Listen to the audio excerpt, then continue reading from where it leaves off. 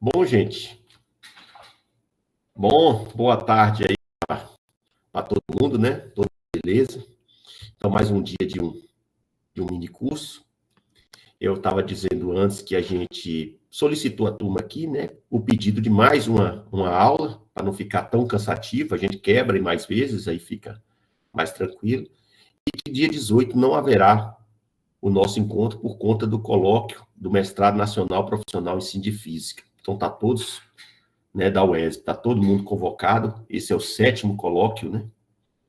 Todos são convidados, né, para participar. E aí a gente vai ter. Matheus, a aula passada também foi gravada, vai ser disponibilizada. Acredito eu. Correto, gente? Tô errado ou não? Tudo certo?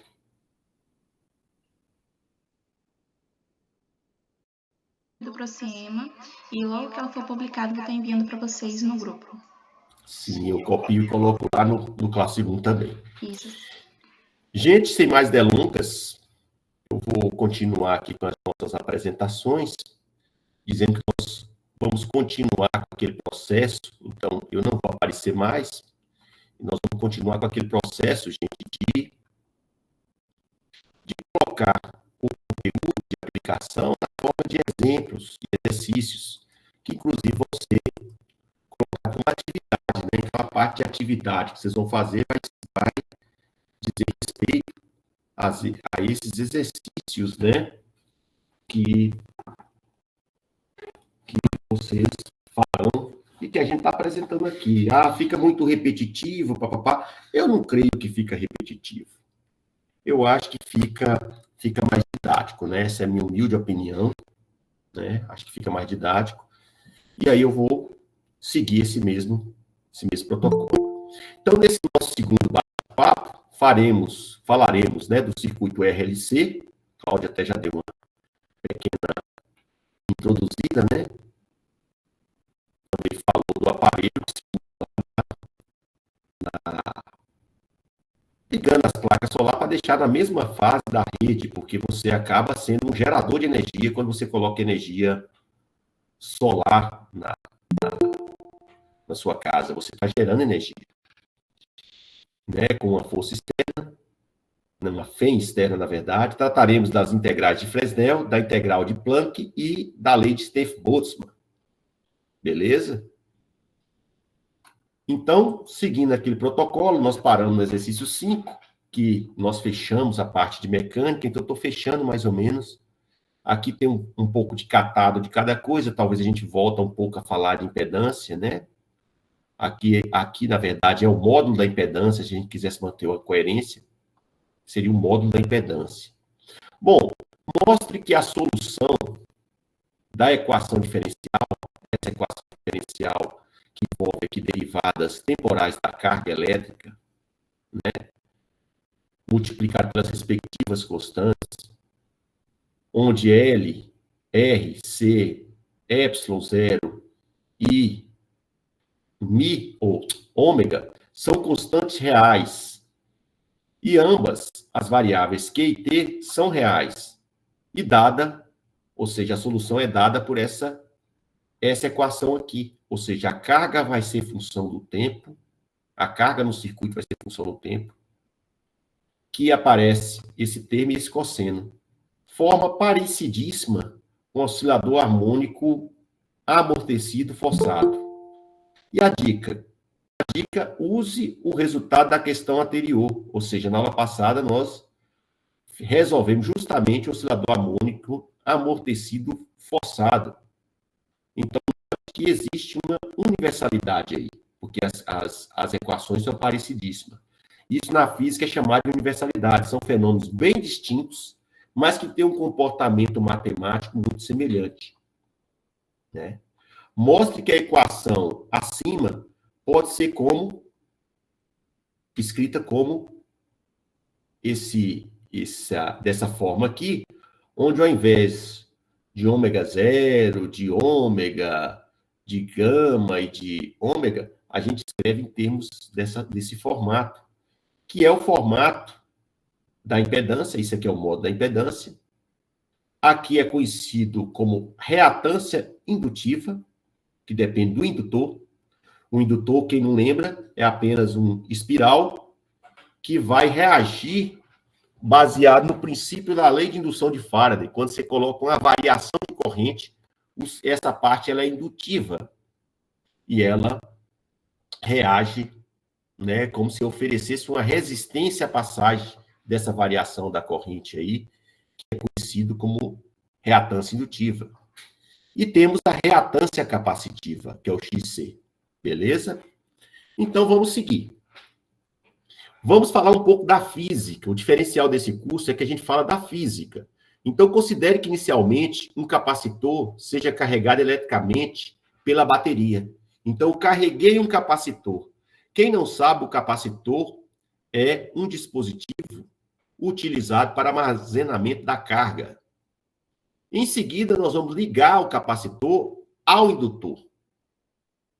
A partir desse instante, o circuito ele vai passar a oscilar indefinidamente. Isso é um caso ideal, viu, gente? Então, transformando energia elétrica em energia magnética e vice-versa.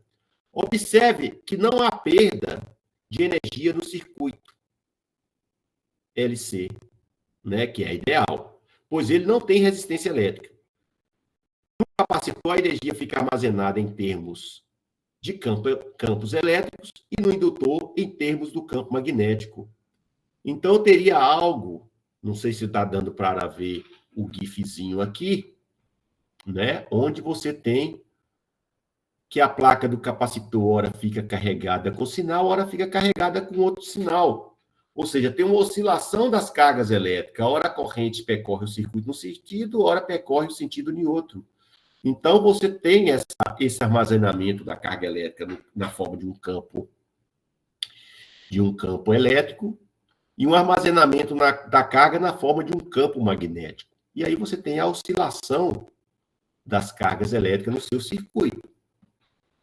Bom, esse outro GIF mostra muito bem a energia armazenada no capacitor através do campo elétrico, que ora é máxima, e a energia armazenada no indutor na forma de campo magnético, que ora é máxima e ora é mínima. Então, elas ficam, de fato, oscilando. Essa figurinha do CIAS... Corrente alternada aí, né? Corrente alternada. Corrente alternada. Você está melhor, Cláudio, da dengue? Graças a Deus. Hidrata bastante, viu? Então, aí você tem uma corrente alternada aí. Note que ela não acaba nunca, viu, Cláudio? Porque não tem resistência elétrica aí nessa brincadeira. Qual a principal diferença do circuito RLC para o circuito LC? Quando eu coloco o circuito RLC, eu coloco uma resistência nesse circuito. A resistência é um termo dissipativo. Né? No circuito LC, ao lado, né, que nós mostramos aqui, mostramos que o sistema oscila indefinidamente, pois não tem resistência elétrica para energia na forma de calor. O circuito RLC, que está aqui ao lado, difere, né, do caso anterior pela existência do resistor. Isso significa que haverá perdas de energia em forma de calor. Então, nessa brincadeira aqui, eu vou ter que a minha equação vai ser essa daqui. Por que essa daqui? Porque vai envolver a derivada primeiro da corrente, depois a derivada, a corrente elétrica, no caso do... Né? E assim você tem... Eu vou falar um pouco dessa física daqui a pouco, vai ficar mais claro por como chegamos a essa equação, perfeito? Então, vamos lá. Como chegamos a essa equação? Para compensar a perda de energia, antes de chegar na equação, eu vou colocar mais um ingrediente no circuito, que é uma fonte de força eletromotriz. Então, nós podemos introduzir essa fonte, que seja variável no tempo, assim a energia perdida no resistor vai ser compensada pela energia externa adicional cedida pela fonte. Então, um circuito elétrico com essas características é representado nessa figura aqui, ó. Você tem uma fonte, você tem um capacitor, você tem um resistor e você tem um indutor. Circuito RLC com uma FEM. Então, essa FEM, eu vou assumir uma forma bem simples para ela, que geralmente é a forma que existe aí nas redes. Se você olhar, colocar um osciloscópio, né, na sua rede elétrica, você vai ver uma função senoidal ou cossenoidal. Então, todo aparelho funciona nessa função, né, que tem uma frequência bem característica. Aqui no Brasil, 60 Hz. Em alguns países, 50 Hz, 50 oscilações por segundo, ou 60 oscilações por segundo. Ocorre de alguns aparelhos importados dar problema por conta da frequência que ele é projetado para funcionar. Então, tem uma FEM que vai induzir essas mudanças no meu circuito. E ela entra com um sinal que vai oscilar. Ora ela vai ter o valor máximo, ora ela vai ter o valor mínimo, sempre oscilando. Bom, aplicando a segunda lei de Kirchhoff, como no caso do circuito RLC, né? O que eu tenho aqui? Eu tenho o seguinte. A tensão gerada pela FEM, né, ela gerou uma tensão, vai ser perdida no ponto AB, onde eu tenho um indutor, né, então você tem uma perda de energia, né, ela gera uma energia, aqui ocorre uma perda de energia no ponto AB, depois você tem uma perda no resistor DC, nesse ponto do circuito DC, então você tem uma queda de tensão, e depois você tem uma queda de tensão também em CA. Ficou CA, não ficou muito bom, porque o A tinha que estar aqui, mas a perda ocorre só aqui, perfeito? Devido ao capacitor. A figura não ficou bem fiel. Mas vocês entenderam. Eu posso agrupar essa equação desse jeito assim. Atenção AB mais atenção BC mais atenção CA é igual o que é gerado pela fonte. Bom, a equação diferencial vai ter essa cara. Por quê? Porque a queda da tensão, devido ao indutor, segue a lei de Faraday. Então, a queda que ocorre no indutor, devido à variação da corrente elétrica, por isso que eu coloco DI/dt, vai ser a indutância, que depende da geometria do indutor, o número de voltas, essas coisas todas, multiplicado pela variação da corrente elétrica. No resistor, a famosa RI, que a gente conhece, tensão igual a RI. É RI. E no capacitor, a tensão é igual a carga sobre a capacitância, porque a capacitão é a carga pela voltagem. Bom, eu posso derivar essa equação com relação ao tempo, né? Ou escrever que a corrente elétrica é igual à variação da carga no tempo. Quando eu faço isso, eu obtenho uma equação diferencial de segunda ordem não homogênea. Porque ela tem esse termo aqui da força eletromotriz. E eu posso melhorar essa equação colocando essa equação aqui, né, numa forma mais conveniente. Como? Eu vou dividir todo mundo por L. Quando eu faço a divisão de todo mundo por L, eu vou ter esse termo aqui livre. R sobre L eu vou chamar de gama, né? 1 sobre LC eu vou chamar de ômega zero, que é aquela frequência, gente, nós vamos descobrir depois, que é aquela frequência que oscilaria um circuito LC. Um circuito LC oscila na frequência ômega zero, que depende da indutância e da capacitância. Ah, professor, então quando eu sintonizo o rádio, eu posso estar mudando a indutância, eu posso estar mudando a capacitância para que ele tenha uma frequência natural e capte uma determinada onda de rádio. Isso mesmo. Geralmente, os rádios tinham um capacitor de placas variáveis que mudava a sua capacitância, mudando assim a frequência de oscilação do circuito, captando as várias estações de rádio.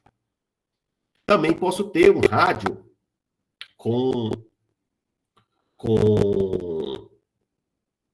o indutor mudando. A velha rádio galena que a gente construía, você mudava o número de voltas no fio, e aí você criava isso aí.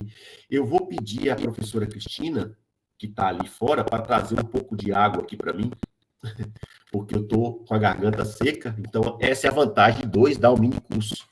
Um pode cuidar do outro. Por favor, Luiz, me interromper. Oi?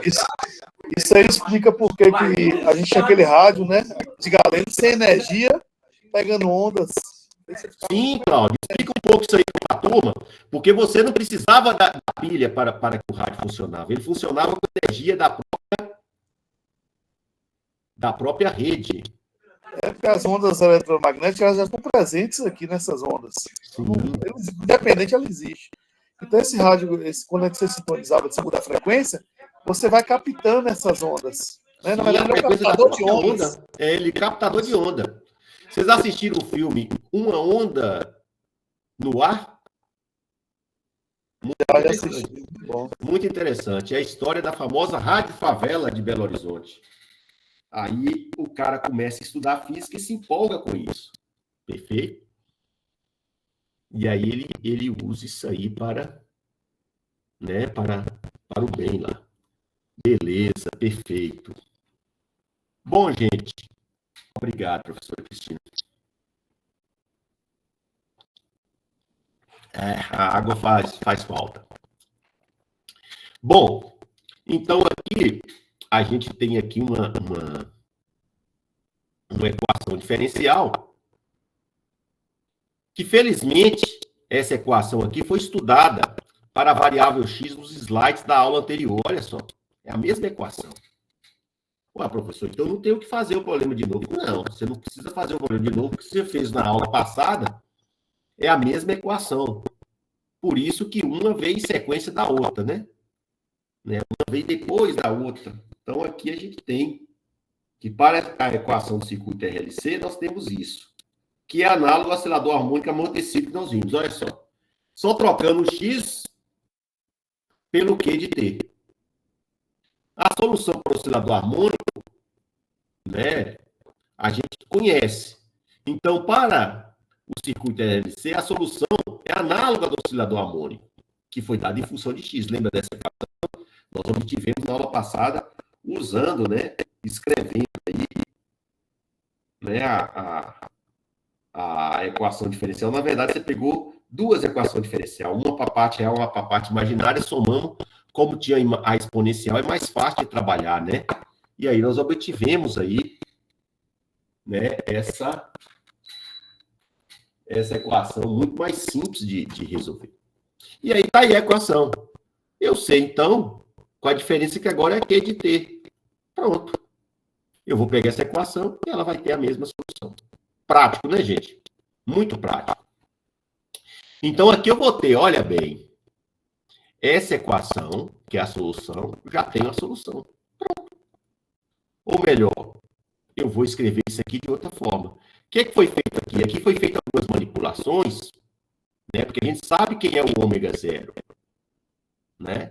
A gente fez algumas modificações aqui, onde nós chamamos de reatância indutiva ômega L, que é a frequência com que o circuito oscila quando você coloca o R, é a frequência de oscilação mesmo, né? O ômega zero é a frequência de oscilação, que é maior, né?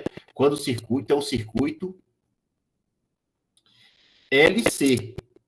Lembra que eu falei que o circuito LC ele fica oscilando indefinidamente? É igual um oscilador sem atrito. E ele é o ômega zero.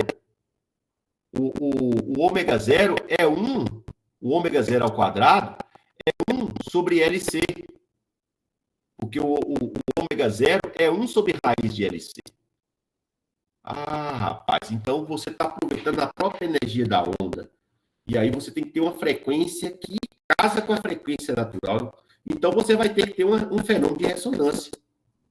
Então, escrevendo dessa forma aqui, que é apenas uma manipulação algébrica, mas que tem uma utilidade muito grande, não só na física, mas principalmente nas engenharias e nos cursos técnicos, o Cláudio, né, Cláudio, que trabalhou em laboratório durante muito tempo, ele sabe que isso aqui é muito útil, né? Isso mesmo. Então, isso aí permite que você faça a análise do circuito com muita muito mais facilidade. Nós não vamos nem entrar no método de ficar analisando circuito a circuito, mas o Cláudio sabe que a gente pode analisar circuito de vários tipos, né? Usando a notação complexa. A gente utiliza o osciloscópio também para pegar isso aqui. Sim. É só conseguir enxergar isso aqui com o osciloscópio, cada frequência. Perfeito. Aí se o circuito está bom, se está com problema, se está ruim. Perfeito. Perfeito. Vocês estão entendendo, gente, a conversa aí? Que legal. Então aí, gente, olha bem. A corrente elétrica ela é obtida pela derivada temporal da corrente. Então a gente deriva. Se a gente deriva essa forma anterior aqui, ó, o Q de T, eu vou derivar o cosseno ali, né, que é a função de T. E aí eu vou obter o seno, né? Só que tem um ômega ali, que vai aparecer. Quando você faz essas manipulações, né, pega o Q de T e deriva, né, você vai obter a corrente elétrica ali em função do seno. Olha que legal. Então, você tem uma corrente senoidal do seu circuito. Né? Aqui aparece a amplitude da tensão sobre o módulo da indutância. A amplitude da tensão sobre o módulo da indutância é a corrente máxima que o circuito vai ter. Então, no circuito RLC com fontes alternadas, né, pode ocorrer o denominado fenômeno de ressonância. Então, a ressonância ocorrerá sempre que a frequência angular da fonte externa for igual à frequência natural do circuito. Isso é, se XL e XC forem iguais em módulo. Então, nós temos, nesse caso aí, esse efeito. Note que o ômega aqui não é mais o ômega zero. É o ômega. Por quê? Porque ele é igual ao ômega zero. Então, tá tranquilo. Eu vou ter aqui que a reatância indutiva é igual à reatância capacitiva. E nesse caso aí, eu vou ter um caso muito interessante, que a minha impedância vai ser a mínima possível. Porque a minha impedância vai ser só como se tivesse ligado um resistor no circuito. E aí ele vai oscilar na frequência dele com a frequência igual à frequência de ressonância. Muito lindo isso. E aí eu tenho o famoso fenômeno de ressonância para o circuito. Então, a impedância entrou em fase, né, não, Cláudio? Quer falar mais alguma coisa, Cláudio? Fica à vontade. Você conhece essa parte técnica muito bem. Tanto você como o Douglas. Vocês podem ficar à vontade para enriquecer a aula, viu? Não, esse é um sistema muito simples. Ele entrou em fase, né? Aí tem a gente chama de equilíbrio, né? Aí, para o circuito trabalhar aí, ele trabalha melhor. É como se eu tivesse uns dois circuitos diferentes conversando entre si, né, para trabalhar ali. Perfeito. É isso mesmo. É isso mesmo. E aí você vai ter aqui o quê? Que a impedância é puramente resistiva, pois a reatância capacitiva e indutiva são iguais. Como consequência, a amplitude de corrente terá seu valor máximo, quando a frequência angular da fonte assumir o valor acima. Então aí, gente, aqui uma simulação muito bonitinha, né? Um aplicativozinho, mostrando aí o fenômeno de ressonância. Nós pegamos aqui uma frequência e uma frequência natural. Note que as duas são iguais. Quando a frequência for igual à frequência natural, que é 10, a gente tem esse valor aí, né, do pico de ressonância. Note que eu tenho... Diga, pode falar. Ô, Luiz, é só para o pessoal entender aí, esse conhecimento que ele está passando, pessoal, é aplicado em linha de transmissão. Como é que foi que funciona? Você tem lá uma geração de energia lá na usina hidrelétrica. E como é que ela, para chegar à sua casa, ela tem que vir com elevação muito grande. Aí, pela conquista mesmo, a subestação ali da Patagônia, ela recebe 138 kVA. Quando recebe, já vem alta para reduzir essas perdas aí. O Luiz está explicando aí, né? Ela é abaixada para 13,8 kVA e antes de chegar na residência da gente, é abaixada para 220. Então, assim, esses cálculos é necessário para determinar quanto eu preciso elevar lá na minha geração, para chegar na minha subestação, para que chegue 220 na nossa casa. Porque sem esses cálculos, a gente não consegue fazer isso. Então, eu tenho o sistema analisando e fazendo a compensação. Olha, precisa aumentar mais, precisa abaixar um pouco, para manter ali a corrente que a gente recebe em casa. Então, 220, pode medir lá 225, 219, 218, mas ainda está sempre liberando 220. Perfeito, Cláudio. Isso mesmo. E aí você usa transformadores abaixadores e transformadores elevadores, né? Você eleva para transmitir, para perder o mínimo também, né? Você tem esse detalhe aí, né? Que quando você transmite em alta tensão, a corrente é pequena. Então, você tem uma perda muito pequena também. Se você transmitisse numa tensão baixa, a corrente seria grande e aí você perderia. Alguém levantou a mão aí, alguma coisa assim, não? Não? Perfeito. Cláudio, quer acrescentar mais alguma coisa? Pode seguir, Cláudio. Seguir. Perfeito. Obrigado aí, Cláudio, pelas intervenções aí. Muito, muito bom você, muito bom você falar aí da coisa prática, né? Isso ajuda bastante. Bom, aqui uma figurinha do CIAS. O CIAS tem figuras maravilhosas, né? Ele mostra que quando você vai diminuindo a resistência, você vai adquirindo um pico cada vez maior de corrente, né? Um pico grande de corrente significa que você tem poucas perdas, né, no seu circuito.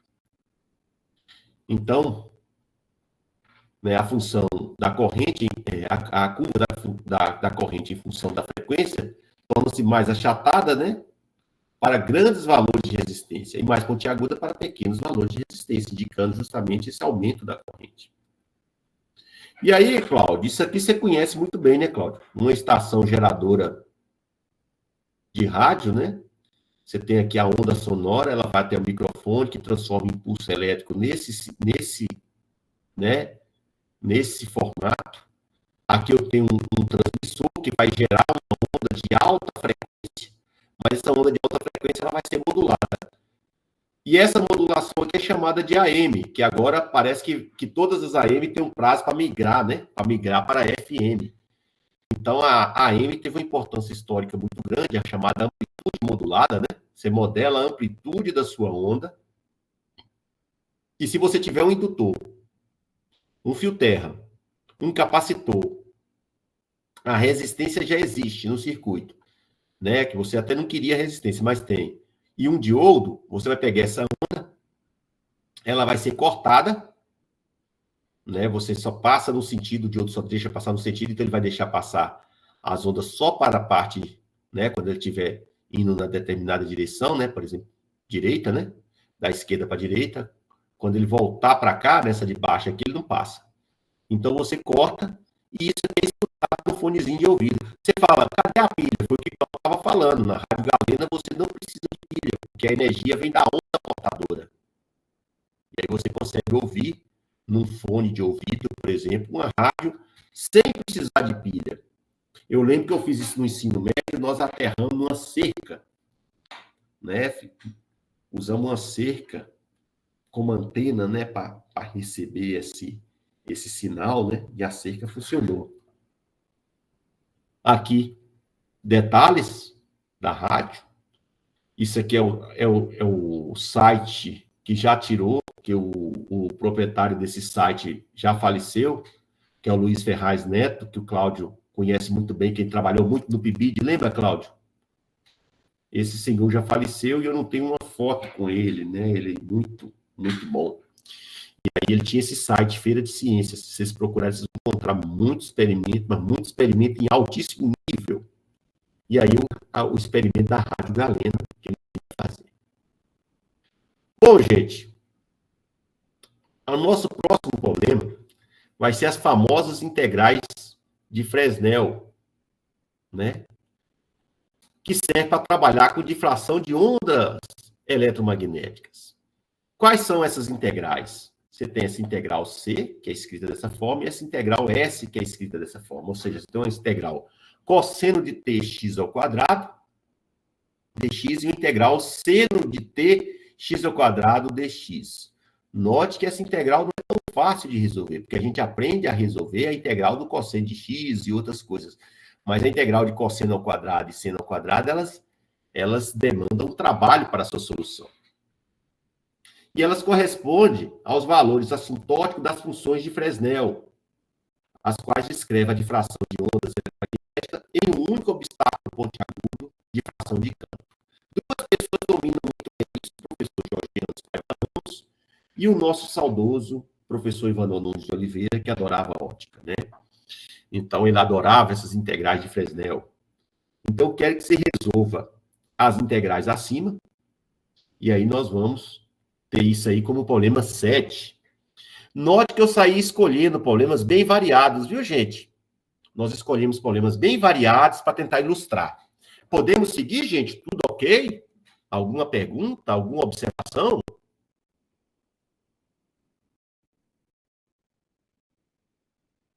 Toca o bonde, né? Para a obtenção dos valores de C e S, lembra lá aquele cosseno de tx ao quadrado e o seno de tx ao quadrado, as integrais disso, nós vamos considerar uma integral real. Por que ela é integral real? Porque ela é integral real de um número complexo. Ela é uma integral real de 0 a mais infinito. Então, é uma integral feita em x, né? Real. E ela é a integral de e elevado a i tx ao quadrado dx. Você sabe por que eu escrevi, ao invés de seno e cosseno, eu escrevi essa integral aqui? Uma gaussiana. Não, ela não é uma gaussiana. Note que tem um imaginário aqui, ó. A gaussiana seria se não tivesse imaginário e se fosse negativo. Se fosse e elevado a menos tx ao quadrado, seria uma gaussiana. Essa integral aqui, essa exponencial aqui, de i t x ao quadrado, ela é igual a quem? Ela é igual a quem? Alguém sabe dizer? Hã? Cosseno de tx ao quadrado, mais Relação de x ao quadrado. É a relação de Euler, então não precisa nem escrever, né, gente? Porque escrever no mouse aqui tá osso. É a relação de Euler. Então aqui eu tenho tx ao quadrado é igual a cosseno de tx ao quadrado mais i seno tx ao quadrado. Então, eu vou resolver duas integrais numa paulada só. Vocês estão entendendo? E aí eu vou usar isso aqui. Esse contorno aqui vai ser o contorno que eu vou usar para resolver essa integral. Ele é um contorno que eu tenho um c de x, que é um pedaço da curva que está em cima do eixo x, que vai de 0 até mais infinito. Depois ele pega um CR, e depois ele pega um CL, que é esse pedaço aqui. Então, você tem 3 pedacinhos de curva. Tem curvas que têm muito mais pedaços. Perfeito, gente? A última integral vai deixar todo mundo com a cabeça fervendo. Essa não muito. Então, gente, como resolver essa integral? Note que não é uma integral gaussiana. Então, você olha assim, você fala assim, essa integral não converge. Mas só que tem um imaginário. Então, ela tem uma solução. Bom, para resolver essa integral, eu vou quebrá-la em partes. Eu vou pegar a integral complexa, de uma função complexa, de e elevado a i, t, z ao quadrado, então é complexa, e vou fazer nesse contorno todo aqui. O contorno vai ser esse todo aqui, né? Essa fatia de queijo. Por que será que eu pensei numa fatia de queijo? Eu acho que a professora Cristina também pensou numa fatia de queijo. Isso é uma fatia de queijo. É assim, olhando por cima, né? Lógico, o queijo é dimensional, isso aí é uma curva. Mas a base dele pode ser circundado por esse perímetro em formato de queijo. Mas vamos lá. Eu tenho a curva CX, CR e CL. Essa é a curva C total. Joia? E aí eu vou escrever minha integral de E elevada a i tz ao quadrado dz em C como a soma de 3 integrais, uma correspondente a cada pedaço daquela curva. Perfeito, gente? E eu sei que a soma dessas 3 integrais, ou a integral na curva toda, é zero. Alguém sabe me dizer por que essa integral é nula? Pô, professor, você fez tudo para dizer que a integral é nula? Ninguém sabe falar?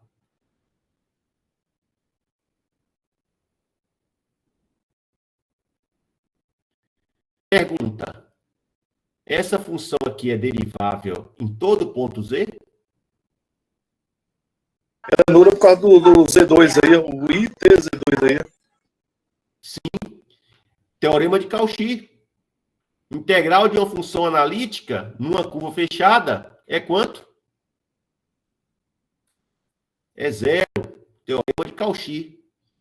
Eu tenho uma função analítica ao longo de um contorno, né, fechado. Então, a integral de uma função analítica ao longo de um contorno fechado é nulo. Ah, professor, aí lascou. Eu vou fazer a integral e ela é zero? Eu não queria que a integral desse zero. Não, a integral na curva toda é zero. Mas a integral na curva toda é a integral na soma das várias partes da curva. Perfeito, gente? Então, eu posso pegar uma parte da curva e igualar ao negativo das outras curvas. E é o que eu vou fazer. Eu vou pegar a integral em C de x, passar a integral de C de R para o segundo membro, passar a integral de C de L para o segundo membro. Essas duas integrais eu passo para o segundo membro com o sinal negativo. Então, quem é a integral que eu quero? A integral em C de x, que é de 0 a mais infinito. Então, eu vou fazer essa integral de 0 a mais infinito, eu vou resolver, que é a integral de CR mais a integral de CL. Negativamente, né? Com sinal negativo. Então, no final, eu vou ter que resolver a integral em CR e a integral em CL. A integral em CR pode ser estimada escrevendo o quê? Não aparece um z ao quadrado aqui? A gente sabe que z é igual a r cosseno de θ mais i seno θ, tudo bem? Z é isso. R cosseno de θ mais i seno θ. É a notação polar de qualquer função z. Ah, mas isso não seria a fórmula de Euler? Não, a fórmula de Euler é elevado a i θ é igual ao cosseno de θ mais i seno θ. É diferente, não aparece esse R. Se eu pegar o z e elevar ao quadrado, eu vou usar uma fórmula chamada fórmula de Moivre. Alguém conhece a fórmula de Moivre? Para falar para a gente aí. O que diz a fórmula de Moivre?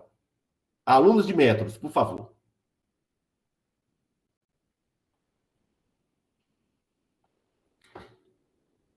Gente, não me faça passar vergonha. Qual é a fórmula de Moivre? Z elevado a N. Deixa eu ver se eu lembro. Z elevado a N é igual a Rn cosseno de Nθ mais I seno de Nθ. Perfeito. Quem foi que falou para ganhar um ponto? João. Isso, João. Um ponto, João. Perfeito. Então, Z elevado a 2 vai ser R elevado a N, que é 2, cosseno de Nθ, que é 2 θ, mais I seno de Nθ, 2 θ. Essa é a fórmula de Moivre. Eu vou pegar essa expressão aqui e jogar aqui dentro. De Moivre é francês, gente. Né? Aí nós estamos falando da Politécnica. Várias pessoas... Não sei se de Moivre foi da Politécnica, mas de Moivre era francês. E aqui a gente tem o z ao quadrado que eu vou usar aqui. E eu vou usar isso, né? Escrevendo o z dessa forma. Pô, peraí, ó. O CR, que lembrando quem é o CR? O CR é essa curva aqui, ó. Nesse caso aqui, eu vou ter que o raio desse pedaço aqui vai ser R, Rzão. E o θ vai variar de quanto a quanto? O θ vai variar de 0 a π sobre 4. Perfeito, gente? Então, eu acho o CR. Só que para achar o CR, eu não sei calcular essa integral na tora, vamos dizer assim, de cara. Porque eu vou ter uma integral, gente, que vai ser a integral de E e T, R ao quadrado, cosseno de 2θ, mais I seno de 2θ, né? O dz vai ser quem? IR é de θ, porque é aquela exponencial, né? Dθ. Eu não sei calcular essa integral Porque eu tenho a exponencial do imaginário do cosseno e do seno. É uma integral muito difícil de ser calculada. Com relação a teta. Alguém já calculou a exponencial do cosseno do integral? Não sei.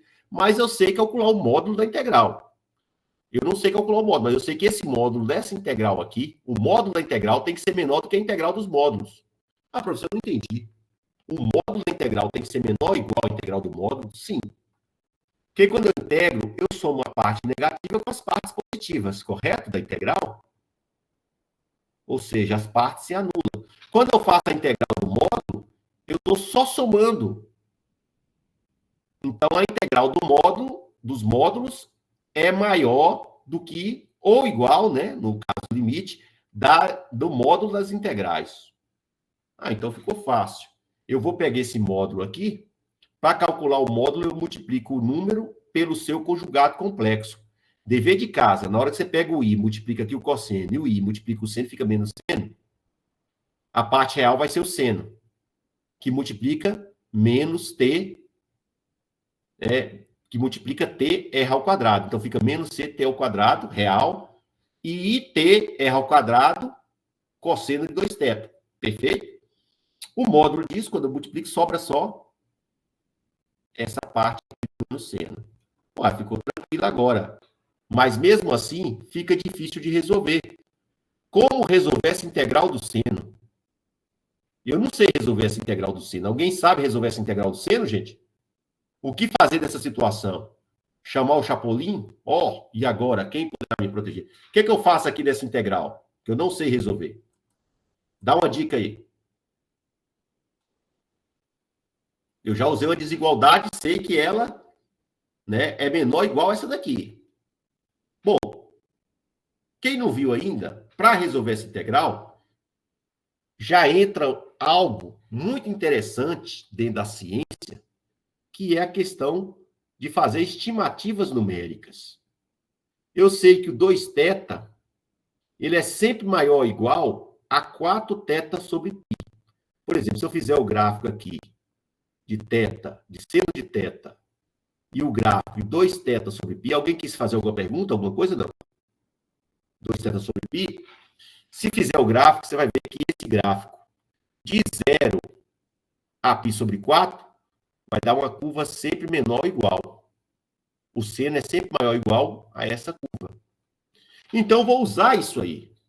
Eu vou pegar essa integral minha, que é menor ou igual a essa, que é menor, né, ou igual a essa mesma integral, só que ao invés de usar o seno de 2θ, eu vou usar quem? 4θ sobre π. Quando eu coloco 4θ sobre π aqui, essa integral aqui é exponencial de uma variável comum.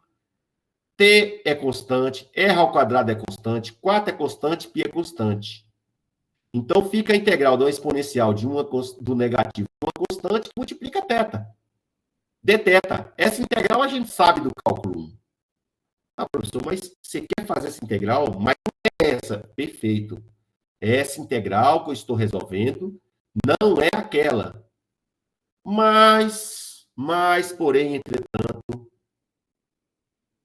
eu sei que essa integral tende a zero quando o r tende a infinito.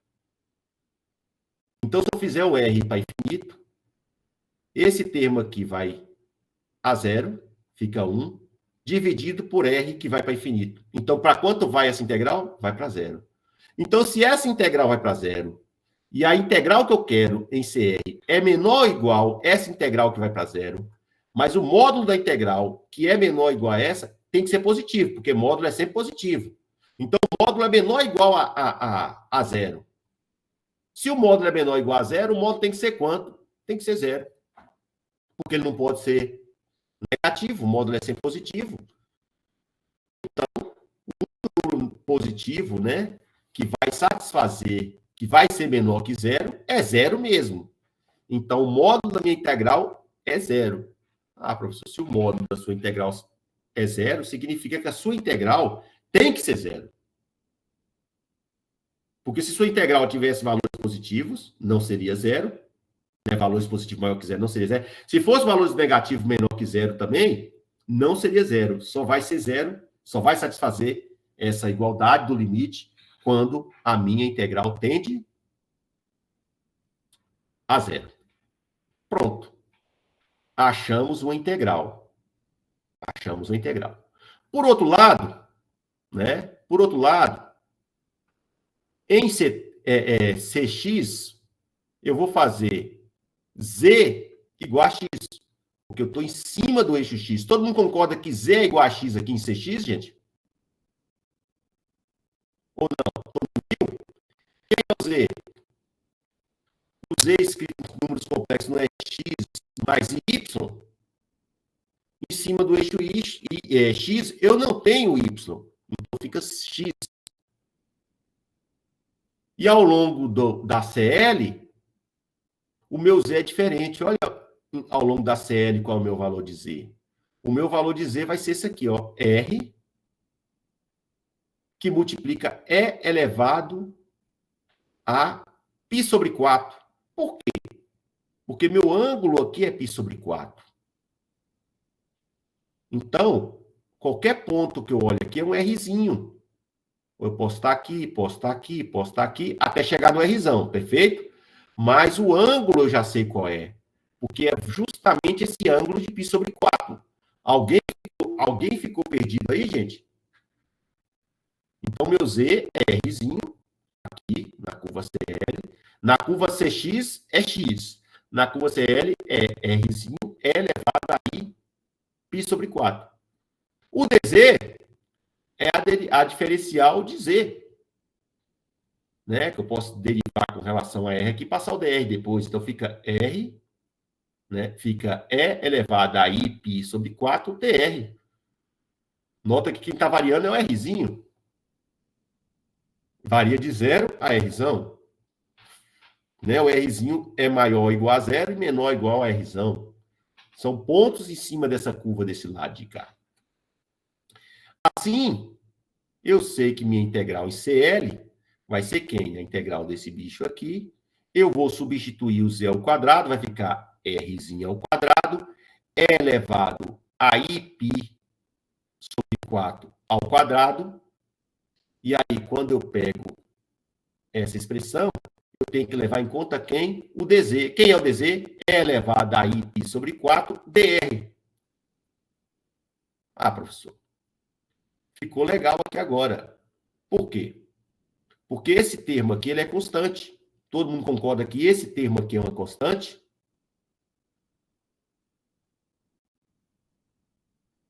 Ele não depende de R. Então, ele pode sair da integral. Ele saiu. O outro termo que ficou, E elevado a ITR ao quadrado, ele vai multiplicar por essa potência aqui.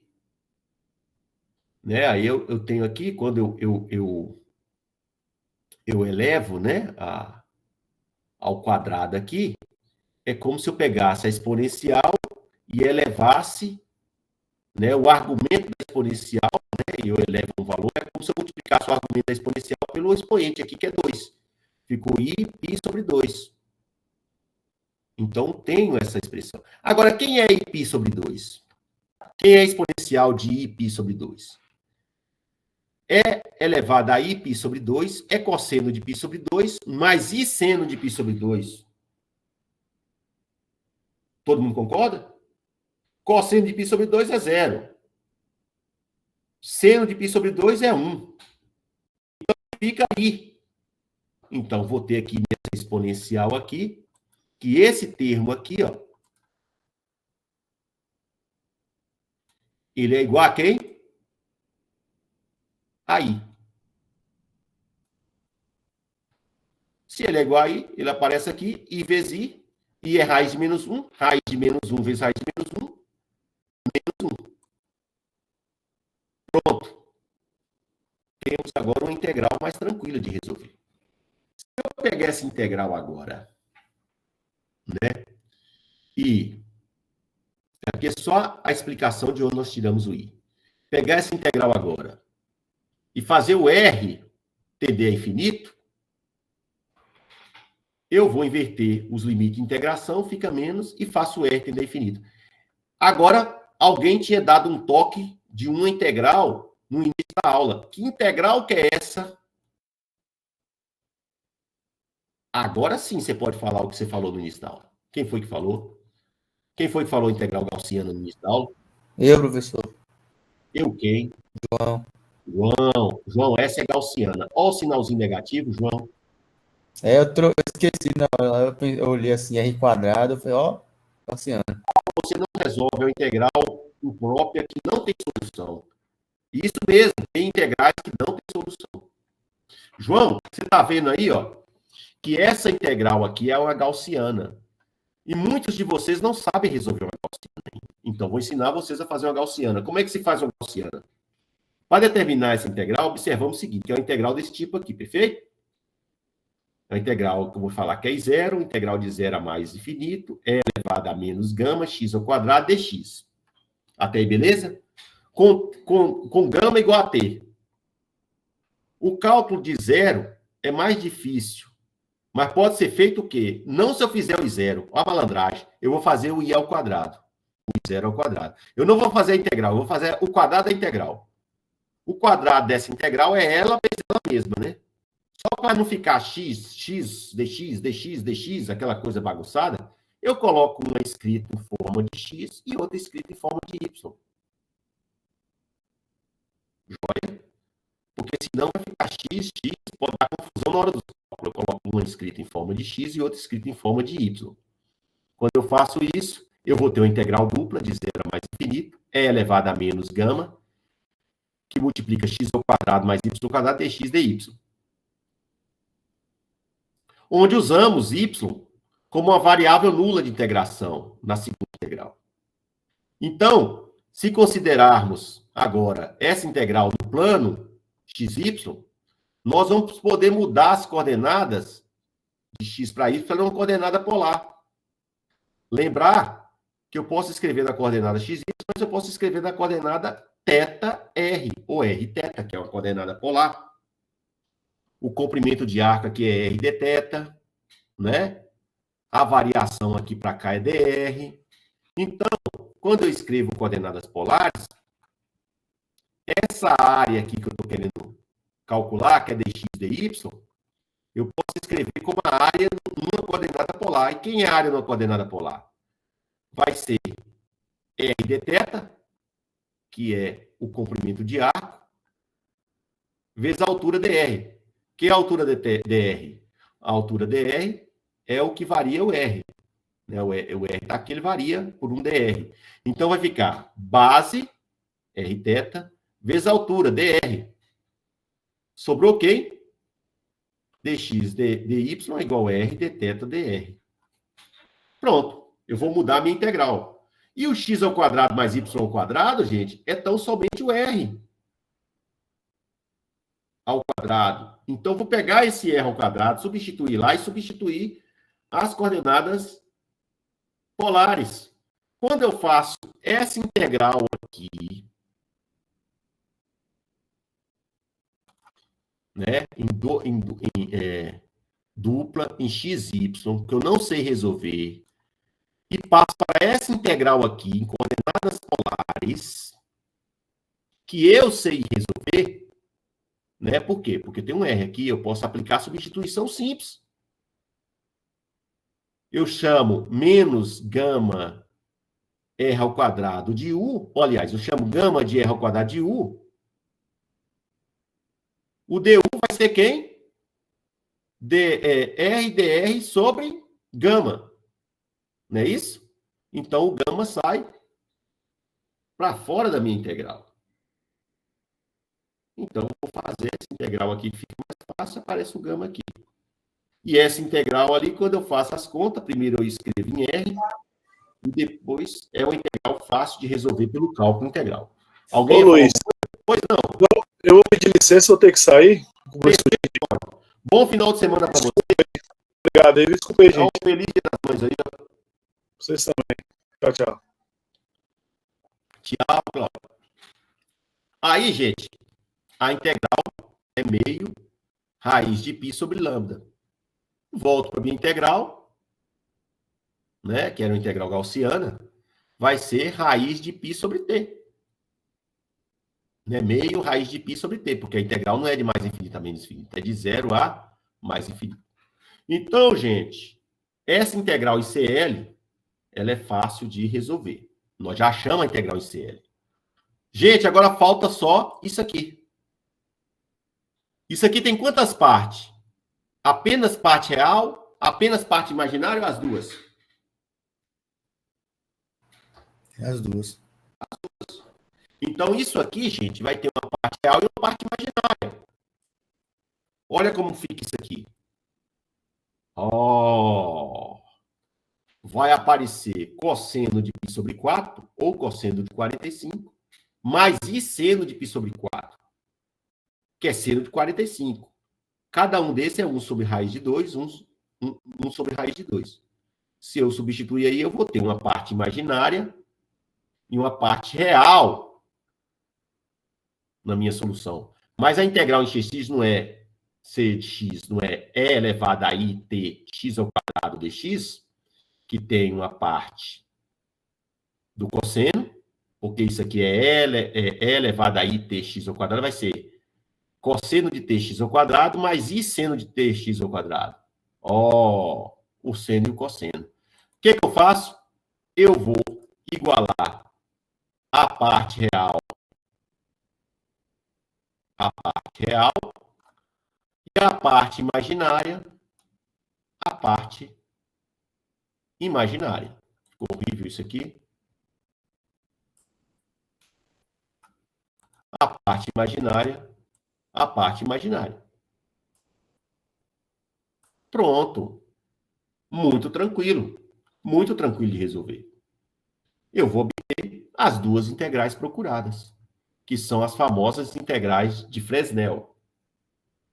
Bom, eu vou... Professora Cristina, quer falar um pouco?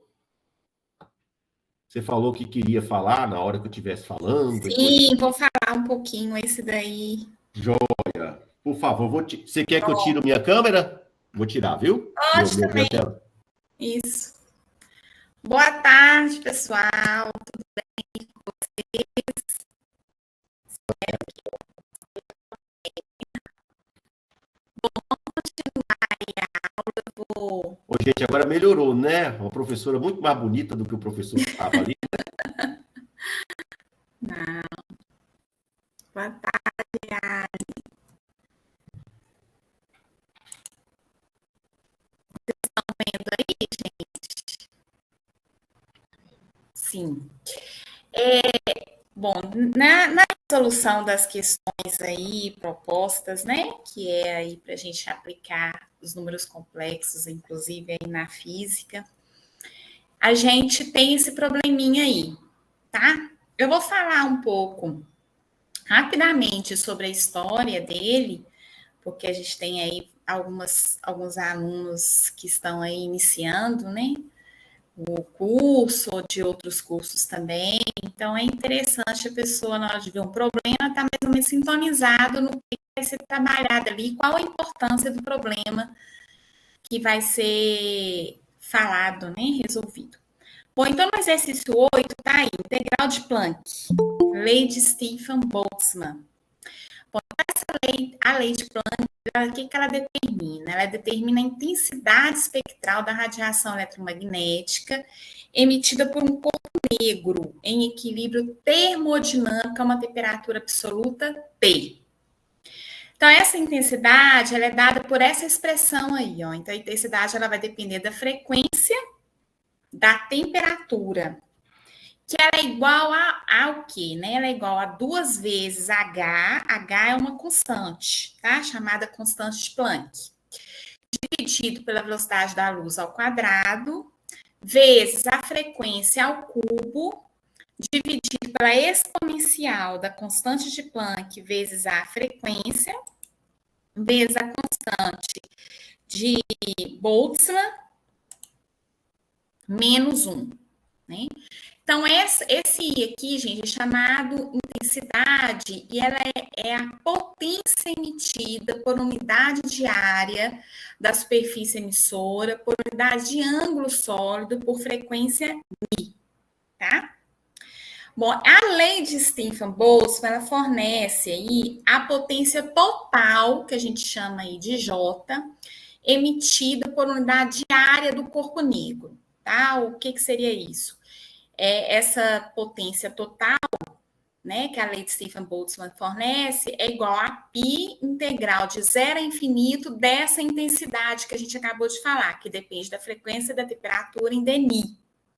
E aí, ela vai, quando foi calculada, né, ela é igual a 2πh sobre a velocidade da luz ao quadrado. Aí vocês observam que, entre parênteses, está a constante de Boltzmann, a temperatura dividido pela constante de Planck, a quarta. Então, aqui é importantíssima essa temperatura a quarta aqui. Vezes uma integral chamada de IP, tá? IP. Então, essa IP, ela é igual à integral de 0 a mais infinito, u ao cubo, du, dividido pela exponencial de u menos 1, tá? Então, aqui o enunciado continua falando, né? Essa integral que a gente vai querer resolver, tá? Então, apesar de falar que é obtido por uma simples troca de variáveis de integração, mas não é bem assim, vocês vão ver aí direitinho. Mas antes da gente ver a resolução dessa integral, falar rapidamente sobre o contexto desse exercício, né? Dessa lei de Stephen-Boltzmann, que, na verdade, foi o que Planck aí conseguiu resolver também e chegar no mesmo resultado que ele.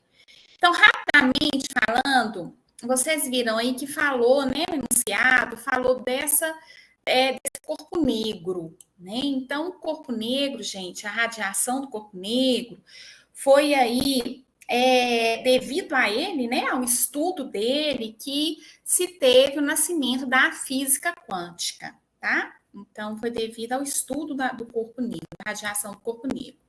Então, no final do século XIX, então, a gente tinha aí vários problemas surgindo, tá? Então, problemas complicados, né, onde a clássica não conseguia explicar mais. Então, houve a necessidade aí de criar a teoria quântica, tá? E quem surgiu, o surgimento da teoria quântica, quem fez quem introduziu foi Max Planck. Então, a teoria quântica, ela surgiu aí da tentativa de entender, né, esses problemas de interação da radiação com a matéria e solucioná-los. Então, veio aí a radiação do corpo negro. Então, foi desenvolvida aí por Max Planck. Mas, primeiro, o que seria esse corpo negro, tá? Então, um corpo negro, então, seria um corpo com características ideais em relação à absorção e à emissão de radiação.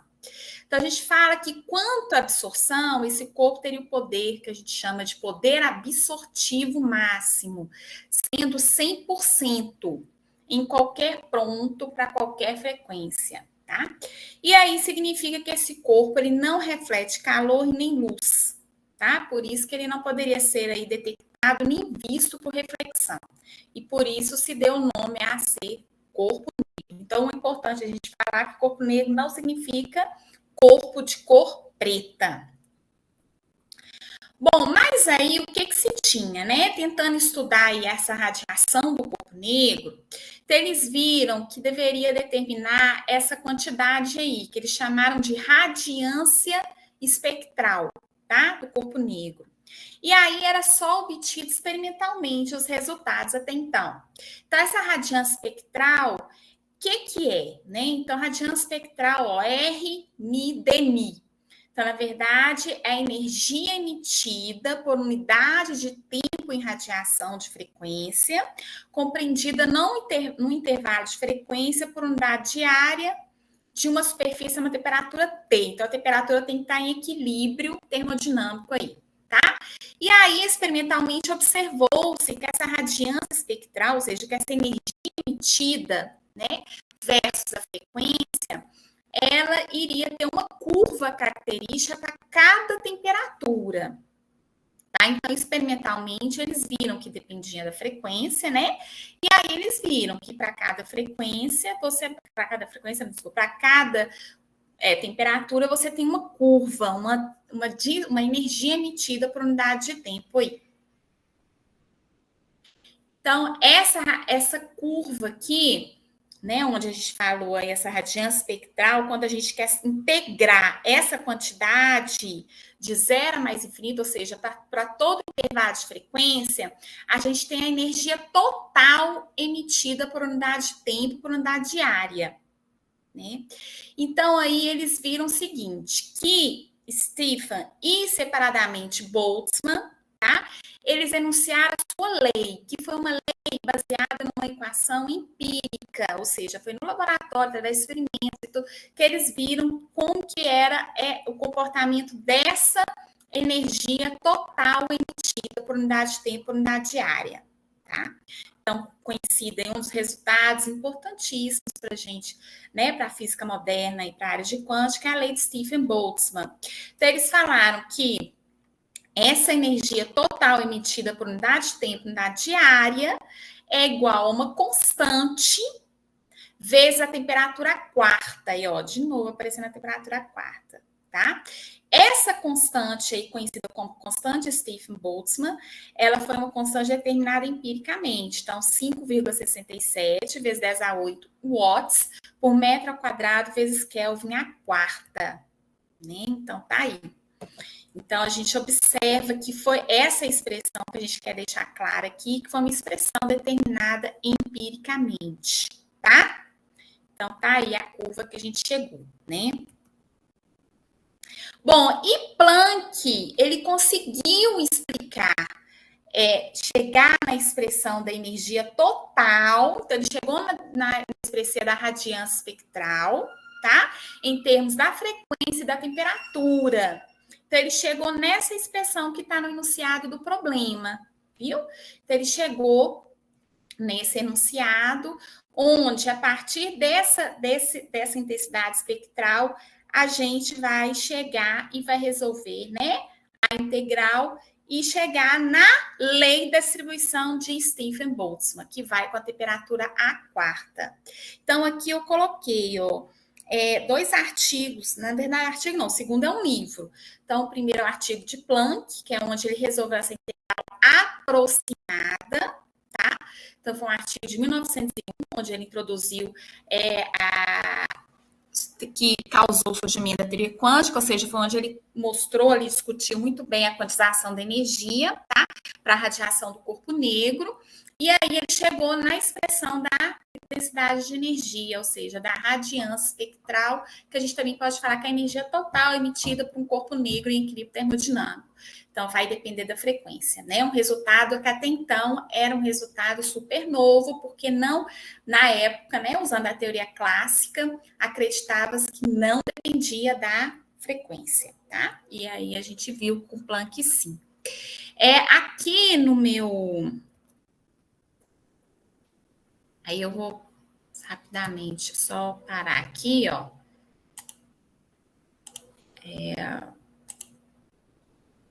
Aqui no FET, né, que vocês conhecem, alguns conhecem muito bem esse programinha, esse site, outros aí que não conhecem vão conhecer, que é um site de simulação da física, né, experimentos da física. Então, aqui a gente vê direitinho, né, a radiação do corpo negro, tá? Então, aqui você tem uma temperatura de 5.800 Kelvin. Aqui a gente tem o Sol, né? Ele se comporta como corpo negro. E aí, ao desenhar a radiação, ou seja, a densidade de energia emitida no intervalo de frequência, né? Por unidade de área, por tempo, na verdade, a gente tem essa curva, né? Essa curva experimental, tá? Então, nesse site aqui, a gente vê direitinho que quando você calcula a integral, o que é integral, gente? É a área sobre a curva, né? Desse gráfico. Então, quando você calcula a integral, você tem aquele sigma até a quarta. Sigma é a constante Stephan-Boltzmann, né? Então, a gente tem esse valor aqui, tá? Esse sigma, vocês vão ver que sai da integral que a gente vai aprender a calcular hoje usando número complexo. Agora, vocês observem que Planck, depois que Luiz falar um pouco sobre essa constante, sobre essa integral aí do enunciado, eu vou mostrar para vocês como que Planck fez no seu artigo em 1901. Né? Então, mas ele resolveu aproximadamente. O que o Luiz vai fazer não é aproximado, tá? Então, agora eu vou parar aqui um pouquinho e Luiz vai apresentar para vocês aí. O que é isso aqui? Luiz vai apresentar para vocês aí um pouco aí sobre essa resolução da integral e, de novo, aí depois eu volto mostrando o que Planck fez. Beleza. Fizemos uma dobradinha aqui hoje para não cansar muito vocês e não cansar muito a gente também, porque agora vai ficar um pouco cansativo. Tá aqui a integral, né? Tem o IP, quando você faz a integral, você chega nisso aqui, chega no integral de IP, né? Que é essa que a professora Cristina falou que Planck teve que resolver, né? Foi feito para que ele resolvesse isso aí. Bom, agora aqui vamos apertar os cintos, porque Cristina falou de Planck, eu quero começar com uma frase dele, né? A ciência é a aproximação progressiva do homem com o mundo real. Isso aqui é muito profundo. Max Carl Ernst Luigi Planck. Olha que bonito. Aí já Planck é um dos que trabalharam já mais velho na ciência, né? Ele ganhou o prêmio Nobel mais velho, contrariando a maioria dos casos. Então, nós vamos para o Planck agora. Bom, gente, na física, né, na ciência, de uma forma geral, existe, né, formas de trabalhar em que você, muitas vezes, todo professor de métodos fala isso. O professor de métodos da Cristina deve ter falado, o meu professor de métodos falou, o professor de métodos de vocês, né? As famosas integrais no plano complexo, né? Quando você escolhe um plano complexo para trabalhar com variáveis complexas, elas podem ter um contorno que é apropriado, mas que muitas vezes não é fácil de ser visto. Eu, por exemplo, jamais teria capacidade de ver um contorno desse. Não sei, pode ser que, quem sabe, uma inspiração. Mas vocês vão ver que é um tipo de contorno que a gente vai usar para resolver aquela integral, que é extremamente difícil de você visualizar, assim, de perceber sem... Depois que você viu uma vez, não, tranquilo, você faz. Mas antes de ver, já fica difícil. Então, nós vamos fazer o seguinte, olha bem. Para se obter I de P, nós vamos considerar essa integral. Note que é uma integral de 0 a mais infinito, de seno de x, né, de seno de kx, sobre E menos E de x menos 1 dx. Mas o que tem essa integral a ver com a outra? Porque, obviamente, essa integral, a integral IP, vai ser a derivada terceira com relação a k dessa integral aqui, que a gente vai chamar de f de k, que é uma função de k, quando k é igual a zero. Então, se eu derivar aqui, só seno de kx é função, né, de k. Então, se eu derivo uma vez com relação a k, vai ficar k cosseno de kx. Se eu derivo de novo, vai ficar, né, eu vou ter várias integrais em k.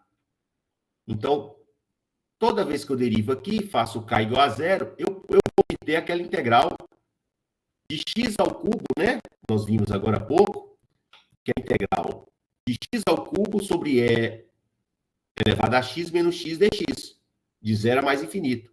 Só que aqui nós vamos usar a integral do seno. Perfeito? Bom, portanto, pode-se obter o IP conhecendo o f de k. A integral que define essa função também pode ser escrita como essa integral aqui. O que é essa integral aqui?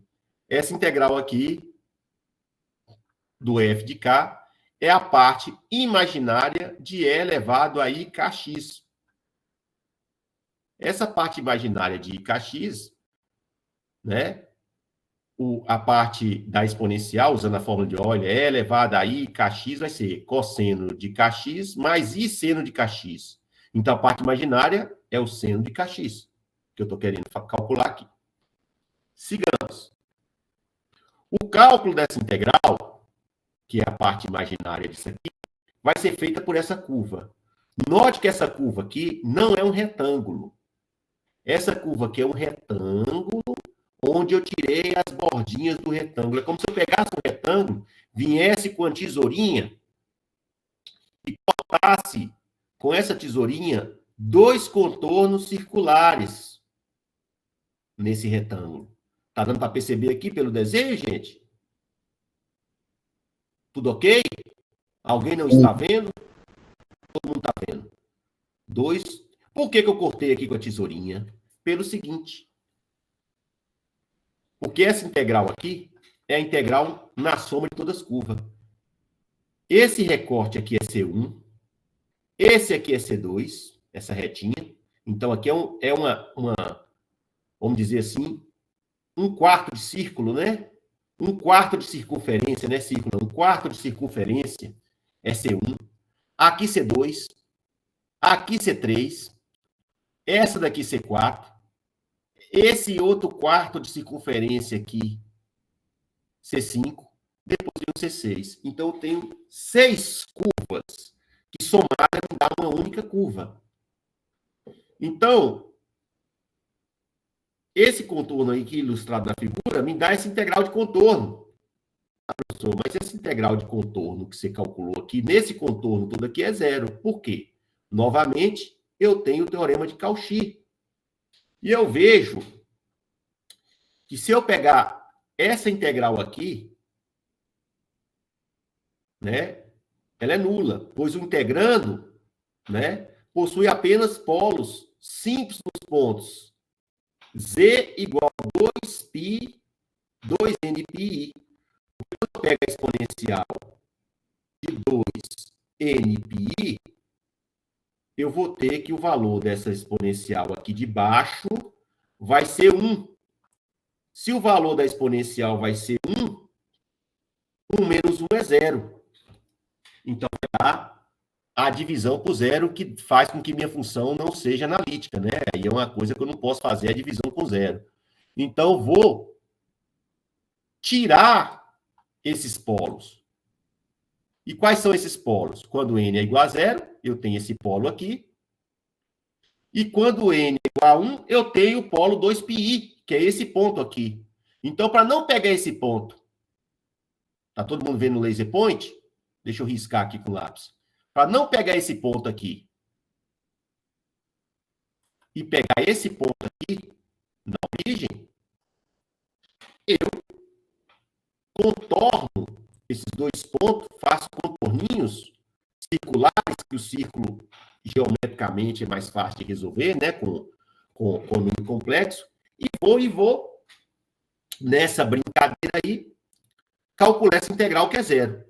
Novamente, nós vamos fazer como do outro lado, do problema anterior.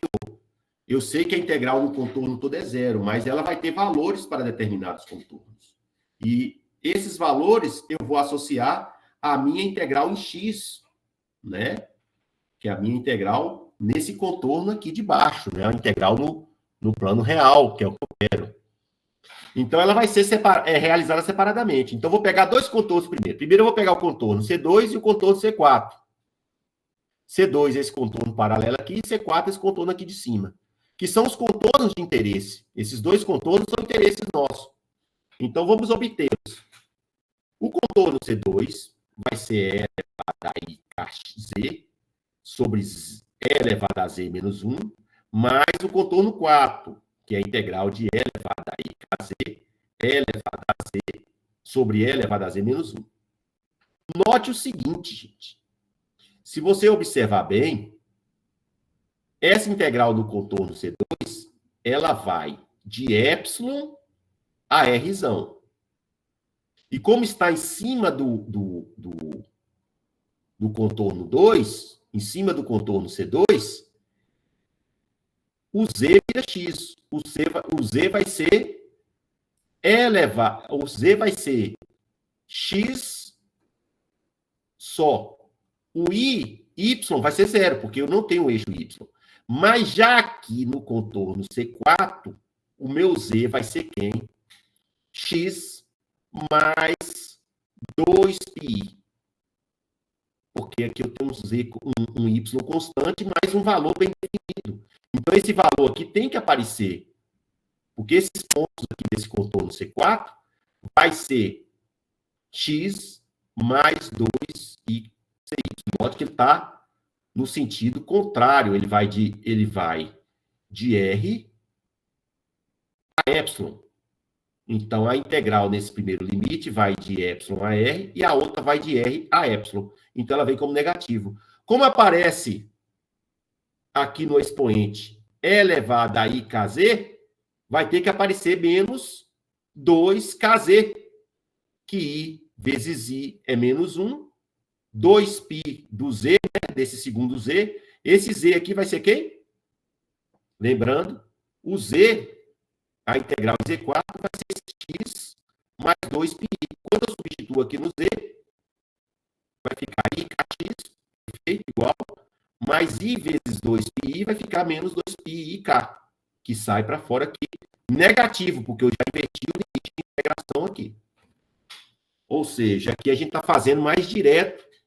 No trabalho, você vai abrir mais as contas para poder entender, né? Bom, aqui é só uma explicação para vocês não ficarem perdidos nas contas, né? Eu peguei aqui a integral de Rzão, que eu estou voltando, a epsilon, peguei esse termo aqui de baixo. Esse termo aqui de baixo é ele mesmo, porque somar múltiplos inteiros de π, né? Não vai mudar a minha integral. Essa exponencial aqui vai ser e elevado a x vezes e elevado a 2πi. E elevado a 2πi é cosseno de 2π mais seno de 2π. É mais i seno de 2π. Seno de 2π é 0, fica cosseno de 2π, que é 1. Não mudou nada o x. Mas aqui em cima eu tenho que levar em consideração esse 2πi que multiplica ik. E sobra esse termo aqui. Quando eu inverto o limite de integração, eu multiplico por um sinal de menos e jogo isso aqui em cima. Então, a integral C2 associa com a integral C1 e eu obtenho justamente uma integral que é quase igual à integral que eu já estou procurando, que é essa daqui, ó. Essa daqui que eu vou ter que isolar depois.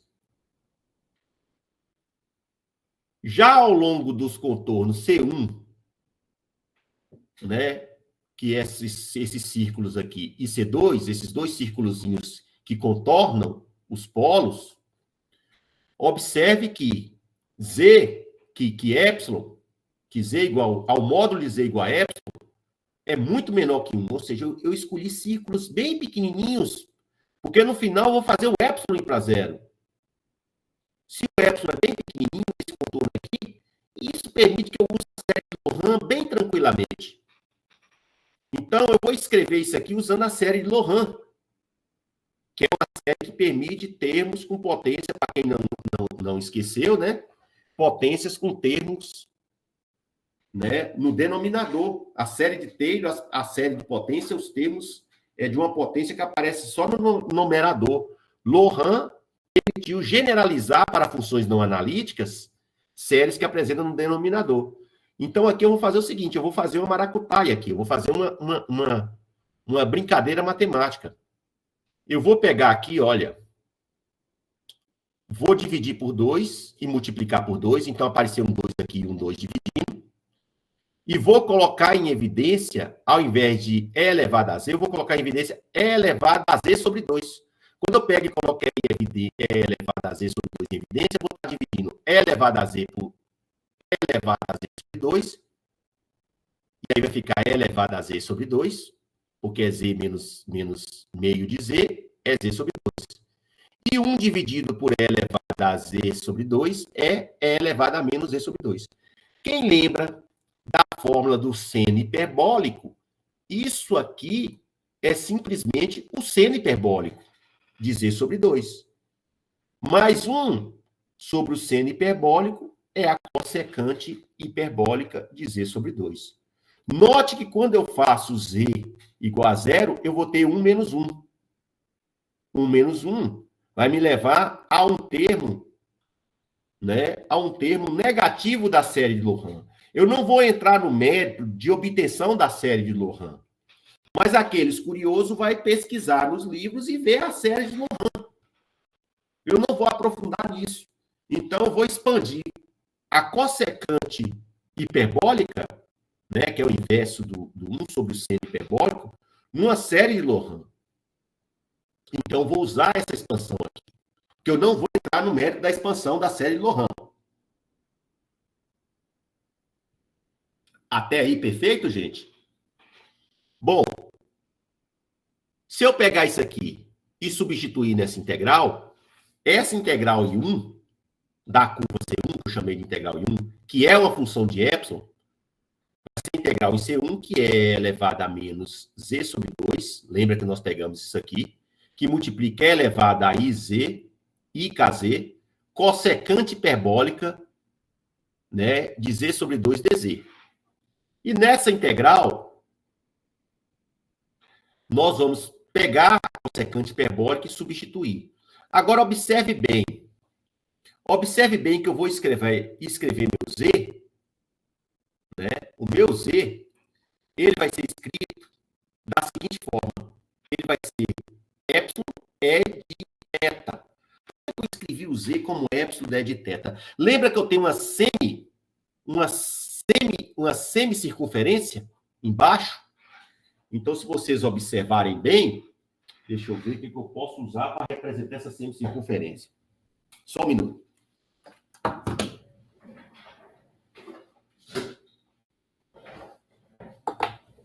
No gráfico de baixo, se eu pegar essa bolinha aqui, eu acho que fica melhor assim, né? Que pega. Ela tem 4 quadrantes.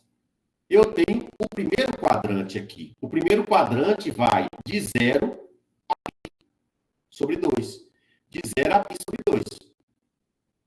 Então, o raio aqui é epsilon. Então, meu z vai ser pontos em cima dessa circunferência, né? Então, ele vai ser simplesmente epsilon é de θ. Porque qualquer ponto aqui tem assim. Só que ele vai de 0 a π sobre 2 no quadrante. Lógico, ele tá, né? Ele tá desse jeito assim, né? Ele tá de π sobre 2 a epsilon, na verdade. Mas eu tô pegando aqui essa curva, né? Em cima. Então, nessa brincadeira aí, eu vou ter, ó, o z é isso aqui. O dz é diferencial disso, que é i, epsilon, é de θ, dθ. Vou substituir isso nessa integral aqui em cima. O que vai acontecer? Vai ser e elevado a epsilon é de θ sobre 2. Que apareceu aqui, ó, menos epsilon é de θ, que é essa exponencial. Essa outra exponencial aqui, primeiro aparece I, K, Z, que multiplica 2, né? Aqui no caso aqui, eu vou ter o Z embaixo, né? E esse Z embaixo aqui, né? Vai aparecer o E também, elevado a epsilon. Então, aqui vai ficar o IKZ, e o meu Z foi colocado aqui na fórmula de epsilon é de θ. Bom, eu não entendi da onde surgiu, para onde foi esse Z. Esse Z que está aqui embaixo vai ser epsilon é de θ, mas tem o dz, que vai cancelar o epsilon é de θ em cima. Então, vai sobrar o dθ. E vai sobrar o I. Esse I é colocado aqui para fora. Note que esse I colocado aqui para fora, a gente vai, né? A gente vai inverter os limites de integração. Agora aqui o Z, que aparece aqui, ele vai ser multiplicado por esse epsilon que aparece aqui. Então, esse Z aqui tem um epsilon, esse dz tem um epsilon. Então, todos os termos para frente vai ser epsilon quadrado, epsilon a quarta, e assim vai. Esses termos são termos que eu representei aqui como ordens superiores. Esse terminho aqui representa ordem superior. Não joguei fora, viu, gente? Simplesmente eu representei todos os termos de ordem superiores de epsilon ao quadrado, somando aqui a esse termo. Então, eu tenho essa integral aqui. Portanto, se tomarmos o limite epsilon indo para zero, quando o epsilon vai para zero aqui, acontece uma coisa interessante. O epsilon, no limite epsilon para zero, faz com que eu tenha um exponencial de zero. E exponencial de zero é quanto, gente? Exponencial de zero é 1. Então, eu vou ter apenas integral de 0 a π sobre 2 dθ. Integral de dθ é θ de 0 a π sobre 2, que é π sobre 2. Então, eu vou ter como resultado menos i π sobre 2. Isso para o C2. Já para o C5, né? Lembra quais eram as curvas? Só lembrando, retornando, ó. Retornando aqui, a gente vê que o C1, desculpa, perdão, C1, C2 é essa daqui. Isso para o C1, perdão. Para o C5, que é esse aqui, eu vou pegar só esse pedacinho aqui para focar nele. Então, aqui, ó, para o C5, esse pedacinho aqui, né, podemos escrever que o Z vai ter uma parte imaginária, que vai ser 2πi, mais essa parte aqui do contorno, que é epsilon, é θ. E aí eu vou escrever como? Eu vou ter que substituir esse 2πi aqui, né, que está aparecendo aqui no Z, porque eu tenho que somar esse valor aqui para o Z, porque ele está lá acima da curva, né?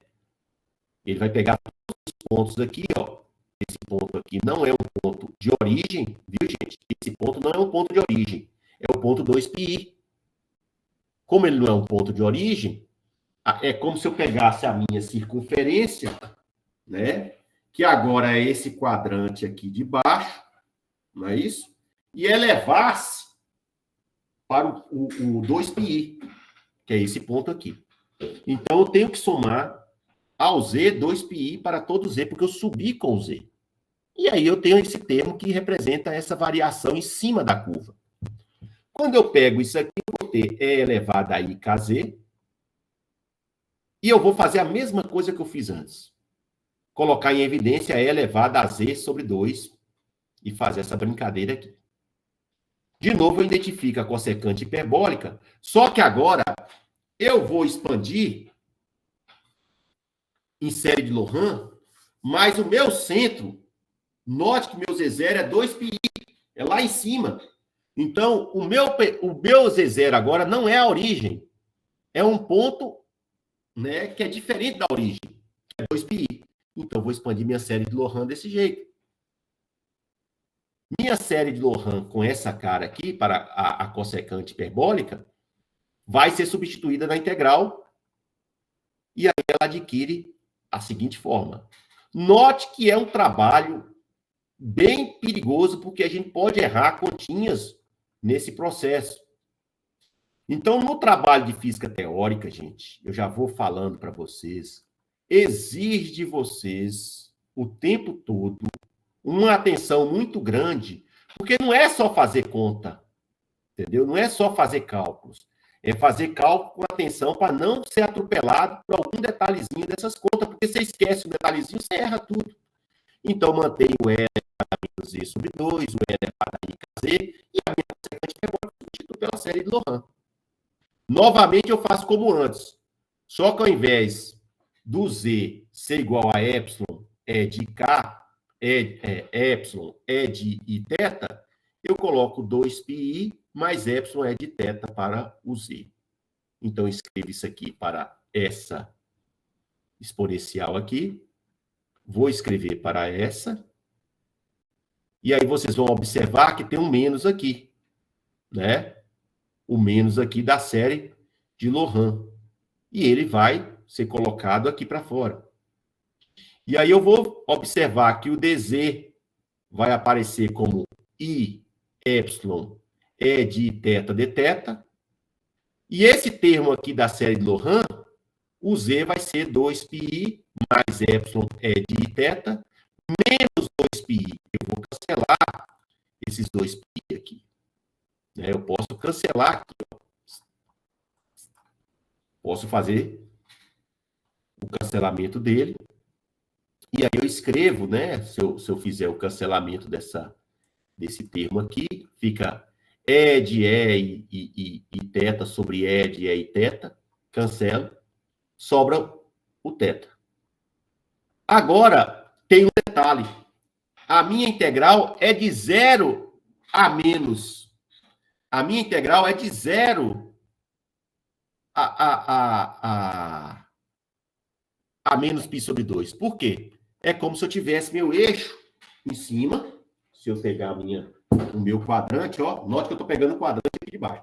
Se eu pegasse meu eixo de cima e de 0 e descesse menos π sobre 2.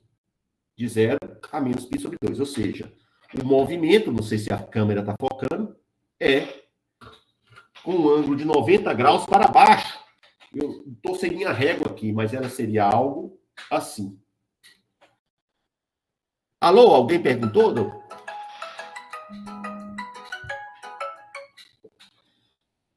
É o alarme indicando que meu tempo está encurtando. Professora Cristina, calma que eu vou terminar. Já estou terminando, só um momento. Essa professora Cristina cobrando que ela quer falar também. Aí, gente, se deixar eu falo muito, né? Aí o que acontece? Na hora que eu tomo esse valor aqui, ó, eu vou pegar essa integral, a gente toma o limite epsilon tendendo a zero, a gente toma o limite epsilon tendendo a zero, né? A gente toma, né? Saiu esse termo aqui, né? Do 2kpi que multiplica, né? O i K2pi, ela sai aqui para fora, né? Você tem toda uma manipulação que você faz. O i sai, só que eu vou tomar um limite. Esse limite aqui é a solução da lavoura, porque o limite vai fazer com que esse termo aqui todo seja exponencial de zero. A exponencial de zero é 1. Então, fica dθ integral de 0 a menos π sobre 2, que deu menos i π sobre 2 elevado a menos 2πk. Bom, já a integral I3, que é a integral na curva C3, né, que é justamente essa integral que sobe aqui, ela pode ser escrita usando um termo constante em x, que é x igual a r para todo valor, mais y, porque só varia em y. E o dz vai ser só i dy.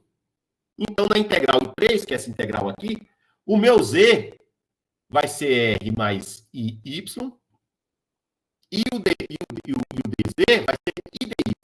Então, vai ser uma integral em dy. Só que tem um detalhe.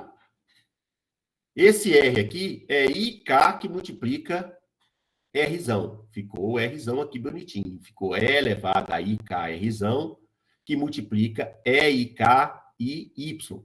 E vezes i é menos 1, fica menos ky exponencial. Esse r aqui eu vou colocar em evidência, então fica 1 sobre e elevado a r, vai ficar e elevado a menos r. E esse r que está aqui embaixo, ele passa para cima subtraindo. Então fica menos r mais ik, mais ikkr. Só que eu coloco menos em evidência para ficar mais bonitinho. Então, fica essa exponencial com esse R aqui, que vai ser útil para a gente, esse negativo aqui daqui a pouco. E aqui eu tenho essa integral. Agora que o limite R tendendo a infinito, né? Se eu tomar o limite R tendendo a infinito, a integral é finita, pois o denominador do integrando pode ser substituído por e elevado a i y, o que torna a integração trivial. Portanto, nesse caso aqui, quando eu tomo o r tendendo a infinito, olha o que acontece. Esse termo aqui vai para zero, fica esse termo por esse, mas não importa, porque o que importa é essa exponencial aqui com um número negativo multiplicado por r. Se r vai para infinito, e eu tenho a exponencial de menos um número multiplicado por r, e r vai para infinito, eu vou ter algo dividido por um exponencial que vai para infinito, que vai zerar a minha integral. Perfeito? Porque esse denominador aqui ele é finito e a minha integral vai para zero. Então, essa confusão toda foi para provar que a minha integral em C3 é nula.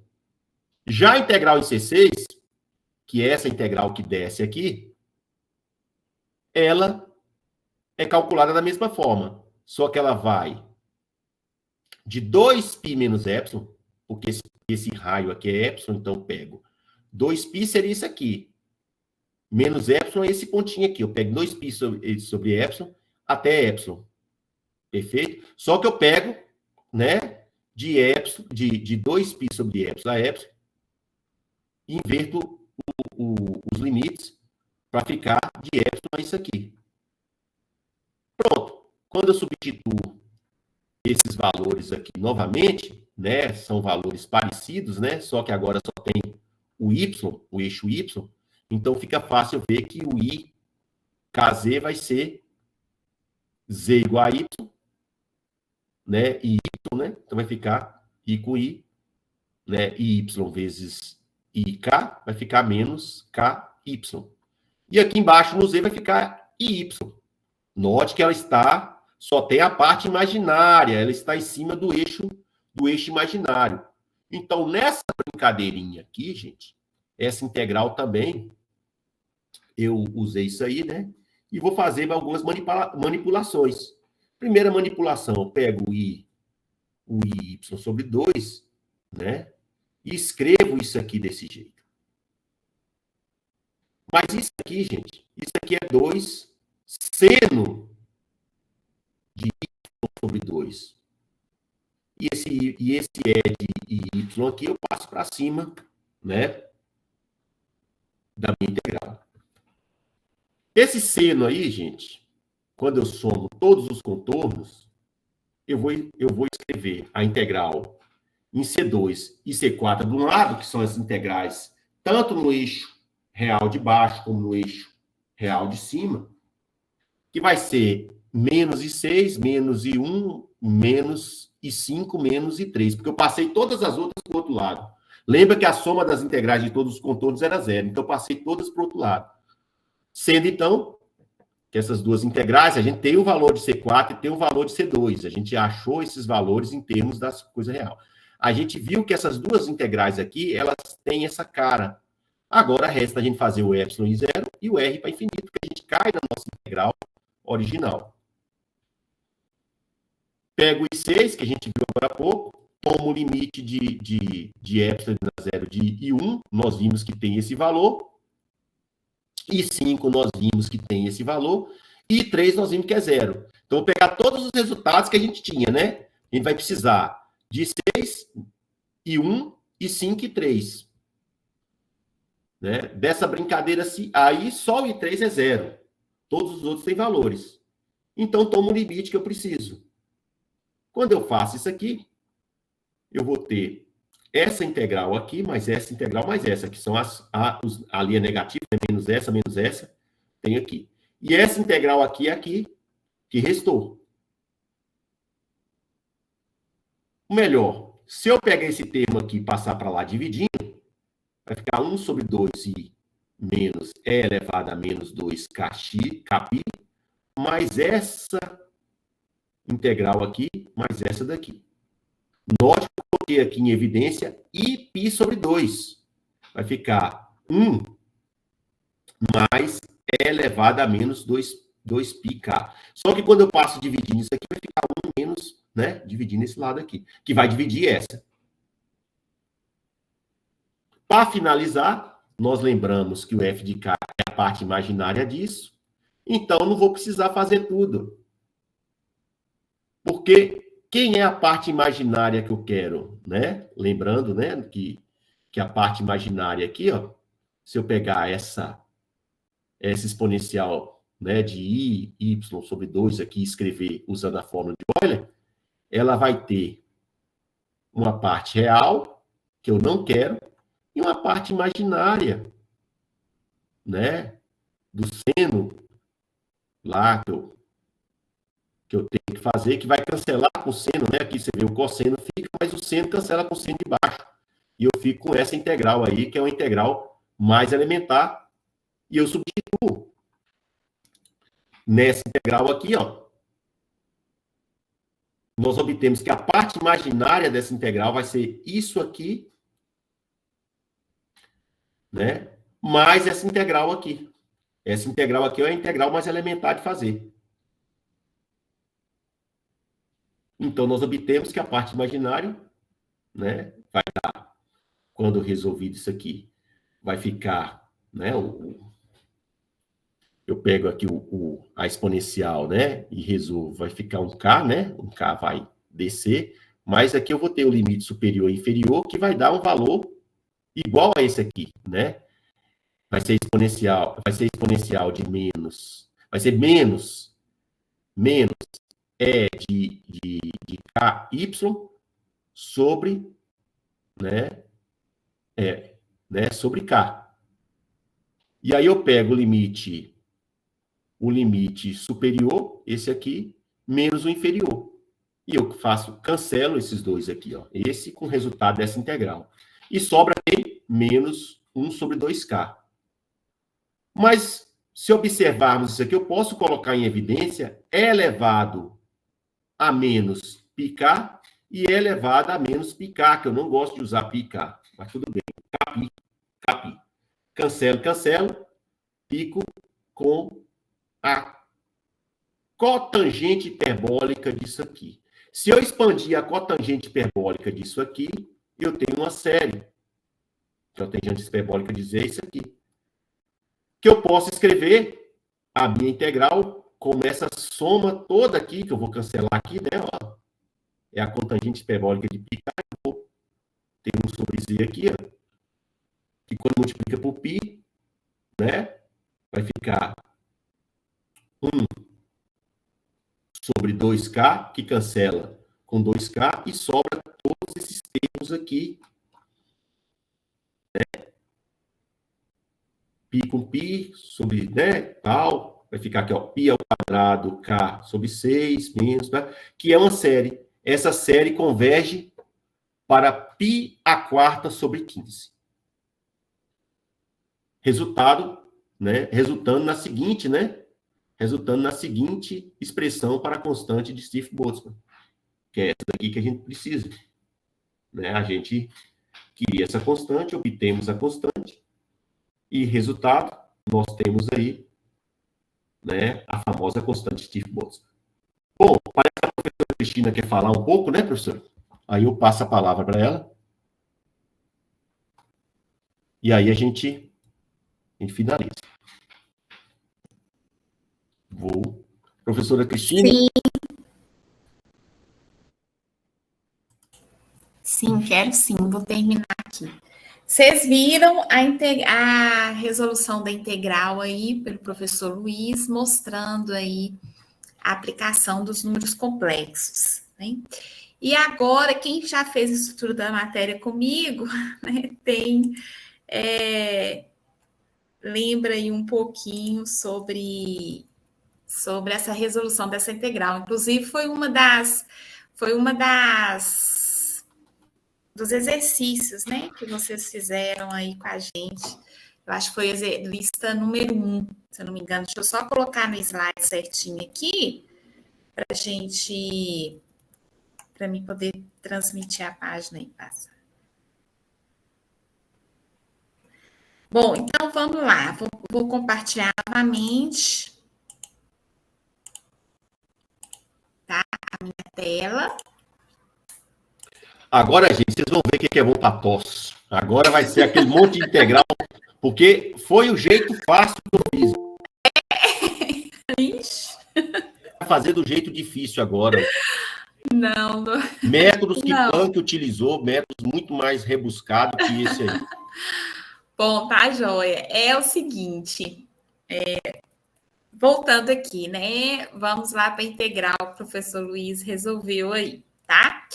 Então, a gente tem essa integral aqui, né? IP, deixa eu só colocar meu apontador aqui também, para ficar bom para ir ilustrando. Qualquer dúvida, vocês podem interromper, viu, gente? Por favor. Bom, então, nós temos aí a integral, né? Integral de 0 a infinito, ao cubo, sobre a elevada ao menos 1 du. Então, essa integral, ela aparece, tá? Lá na lei de distribuição ela aparece lá em Planck, tá? Na densidade de energia, ou seja, a energia total vai ser a integral da densidade de energia que Planck encontrou, né, com um certo limite de frequência, com um intervalo de frequência.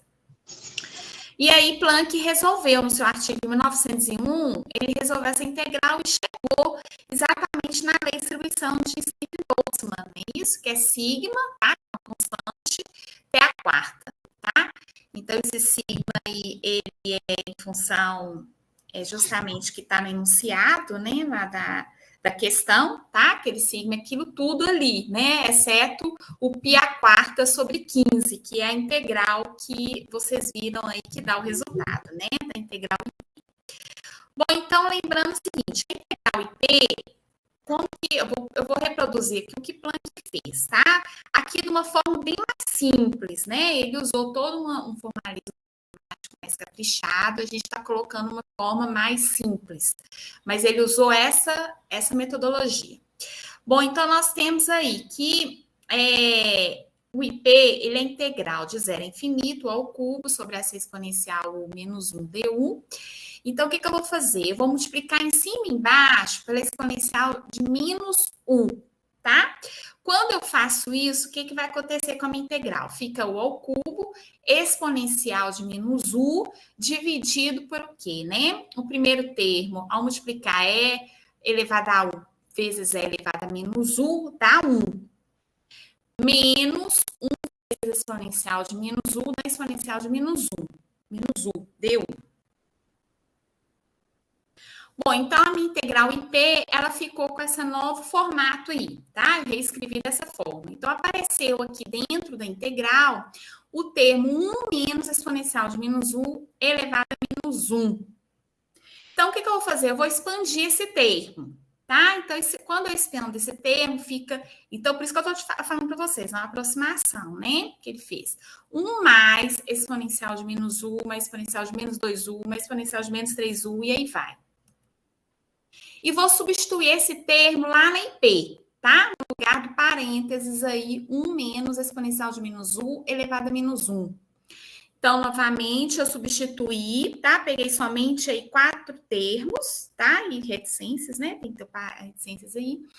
E aí, vocês veem que vamos agora multiplicar cada termo de parênteses pela integral, de forma que eu vou ter várias integrais, né?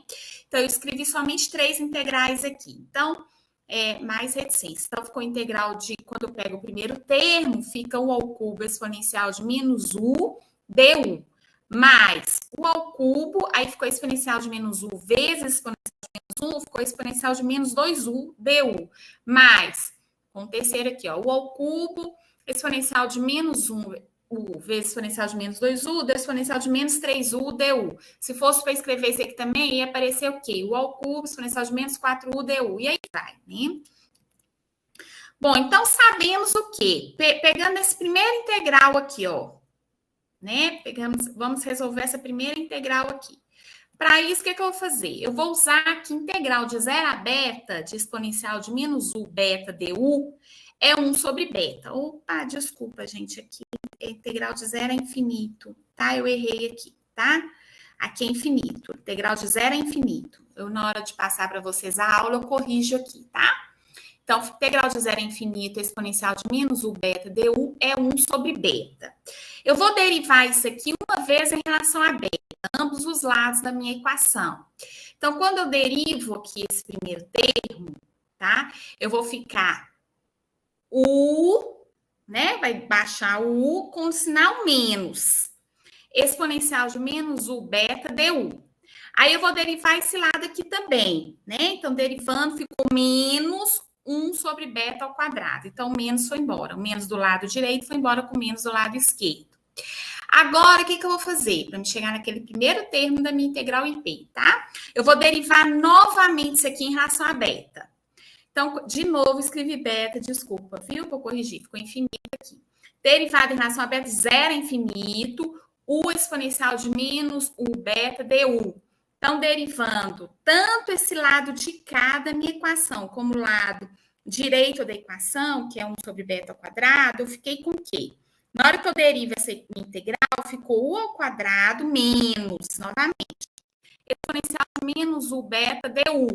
Aí, derivando aqui, ficou menos novamente, né? 2 sobre beta ao cubo. Então, menos também foi embora aqui, dos dois lados da igualdade. Agora, eu vou derivar de novo.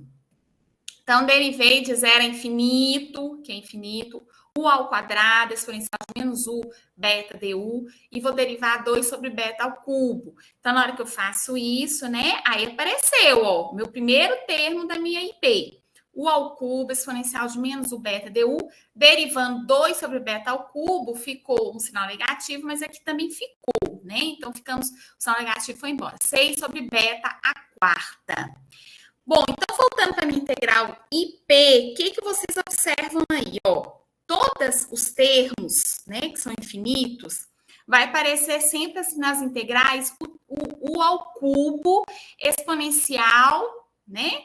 Então, no caso da primeira, menos U du. Então, quem que é o beta aqui nesse primeiro termo da minha integral? O beta aqui é 1. Então, apareceu o 6, número 6, né? Na hora que eu integro, a gente viu que dá isso. Aqui no meu segundo termo, mesma cara, ó, só que o beta agora aqui é 2 para nós. Então, fica 6 sobre 2 à quarta, né? Na minha terceira, aí vai ficar 6 sobre 3 à quarta. Se eu fosse escrever nos outros termos aqui, 6 sobre o próximo seria 6 sobre 4 à quarta. E aí vai. Né? Então, Planck, ele, ao conseguir escrever aí, aproximadamente 18 termos, ele chegou no termo π à quarta sobre 15, né? Que apareceu lá que é exatamente o valor dessa integral IP, né? Que aparece na lei de distribuição de Planck. Tá? Então, é isso aí. Alguém levantou a mão? Foi eu, professora Cristina. Só para acrescentar, posso? Pode, então, por favor. Vocês viram aí que vocês têm um termo muito mais, uma forma muito mais engenhosa de fazer, que foi o próprio Planck que fez, e nem sempre o caminho mais longo é o mais adequado, né? Eu gostei muito mais, a gente gosta muito mais dessa que a professora Cristina fez, mas ela achou muito interessante mostrar também, né? Como dito antes. Isso. Pode falar, professora, é isso. Eu quis, na hora que a gente discutiu esse problema, né, essa aplicação de números complexos, é interessante a gente observar como você pode ter vários pontos de vista, né, para trabalhar o mesmo problema. No caso que o professor nos propôs esse problema aí para aplicar variáveis complexas, vocês viram a importância de como ele conseguiu chegar no resultado, né, perfeito para integral, né? Chegou no π à quarta sobre 15. Mas Planck pegou aproximações que deu certo, mas ele poderia ter considerado todas as séries. Hoje Sim, se sabe que essa série pode convergir para né? Quanto mais termos ele pega, mais ele chega perto do π à quarta sobre 15. Né? Mas é isso aí. É mais para dar uma ilustrada aí também nessa integral, como ela é importante na área da física moderna. Gente, alguma observação, algum comentário aí para a gente? Porque a gente vai finalizar hoje nesse termo aqui, porque senão vai ficar cansado. Alguém quer fazer um comentário, uma pergunta? Fique à vontade.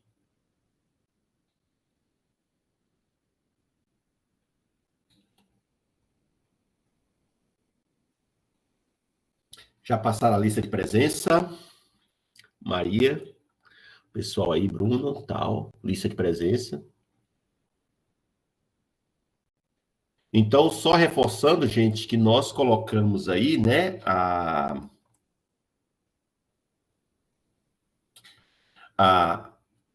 dia 18, nós não vamos nos reunir por conta do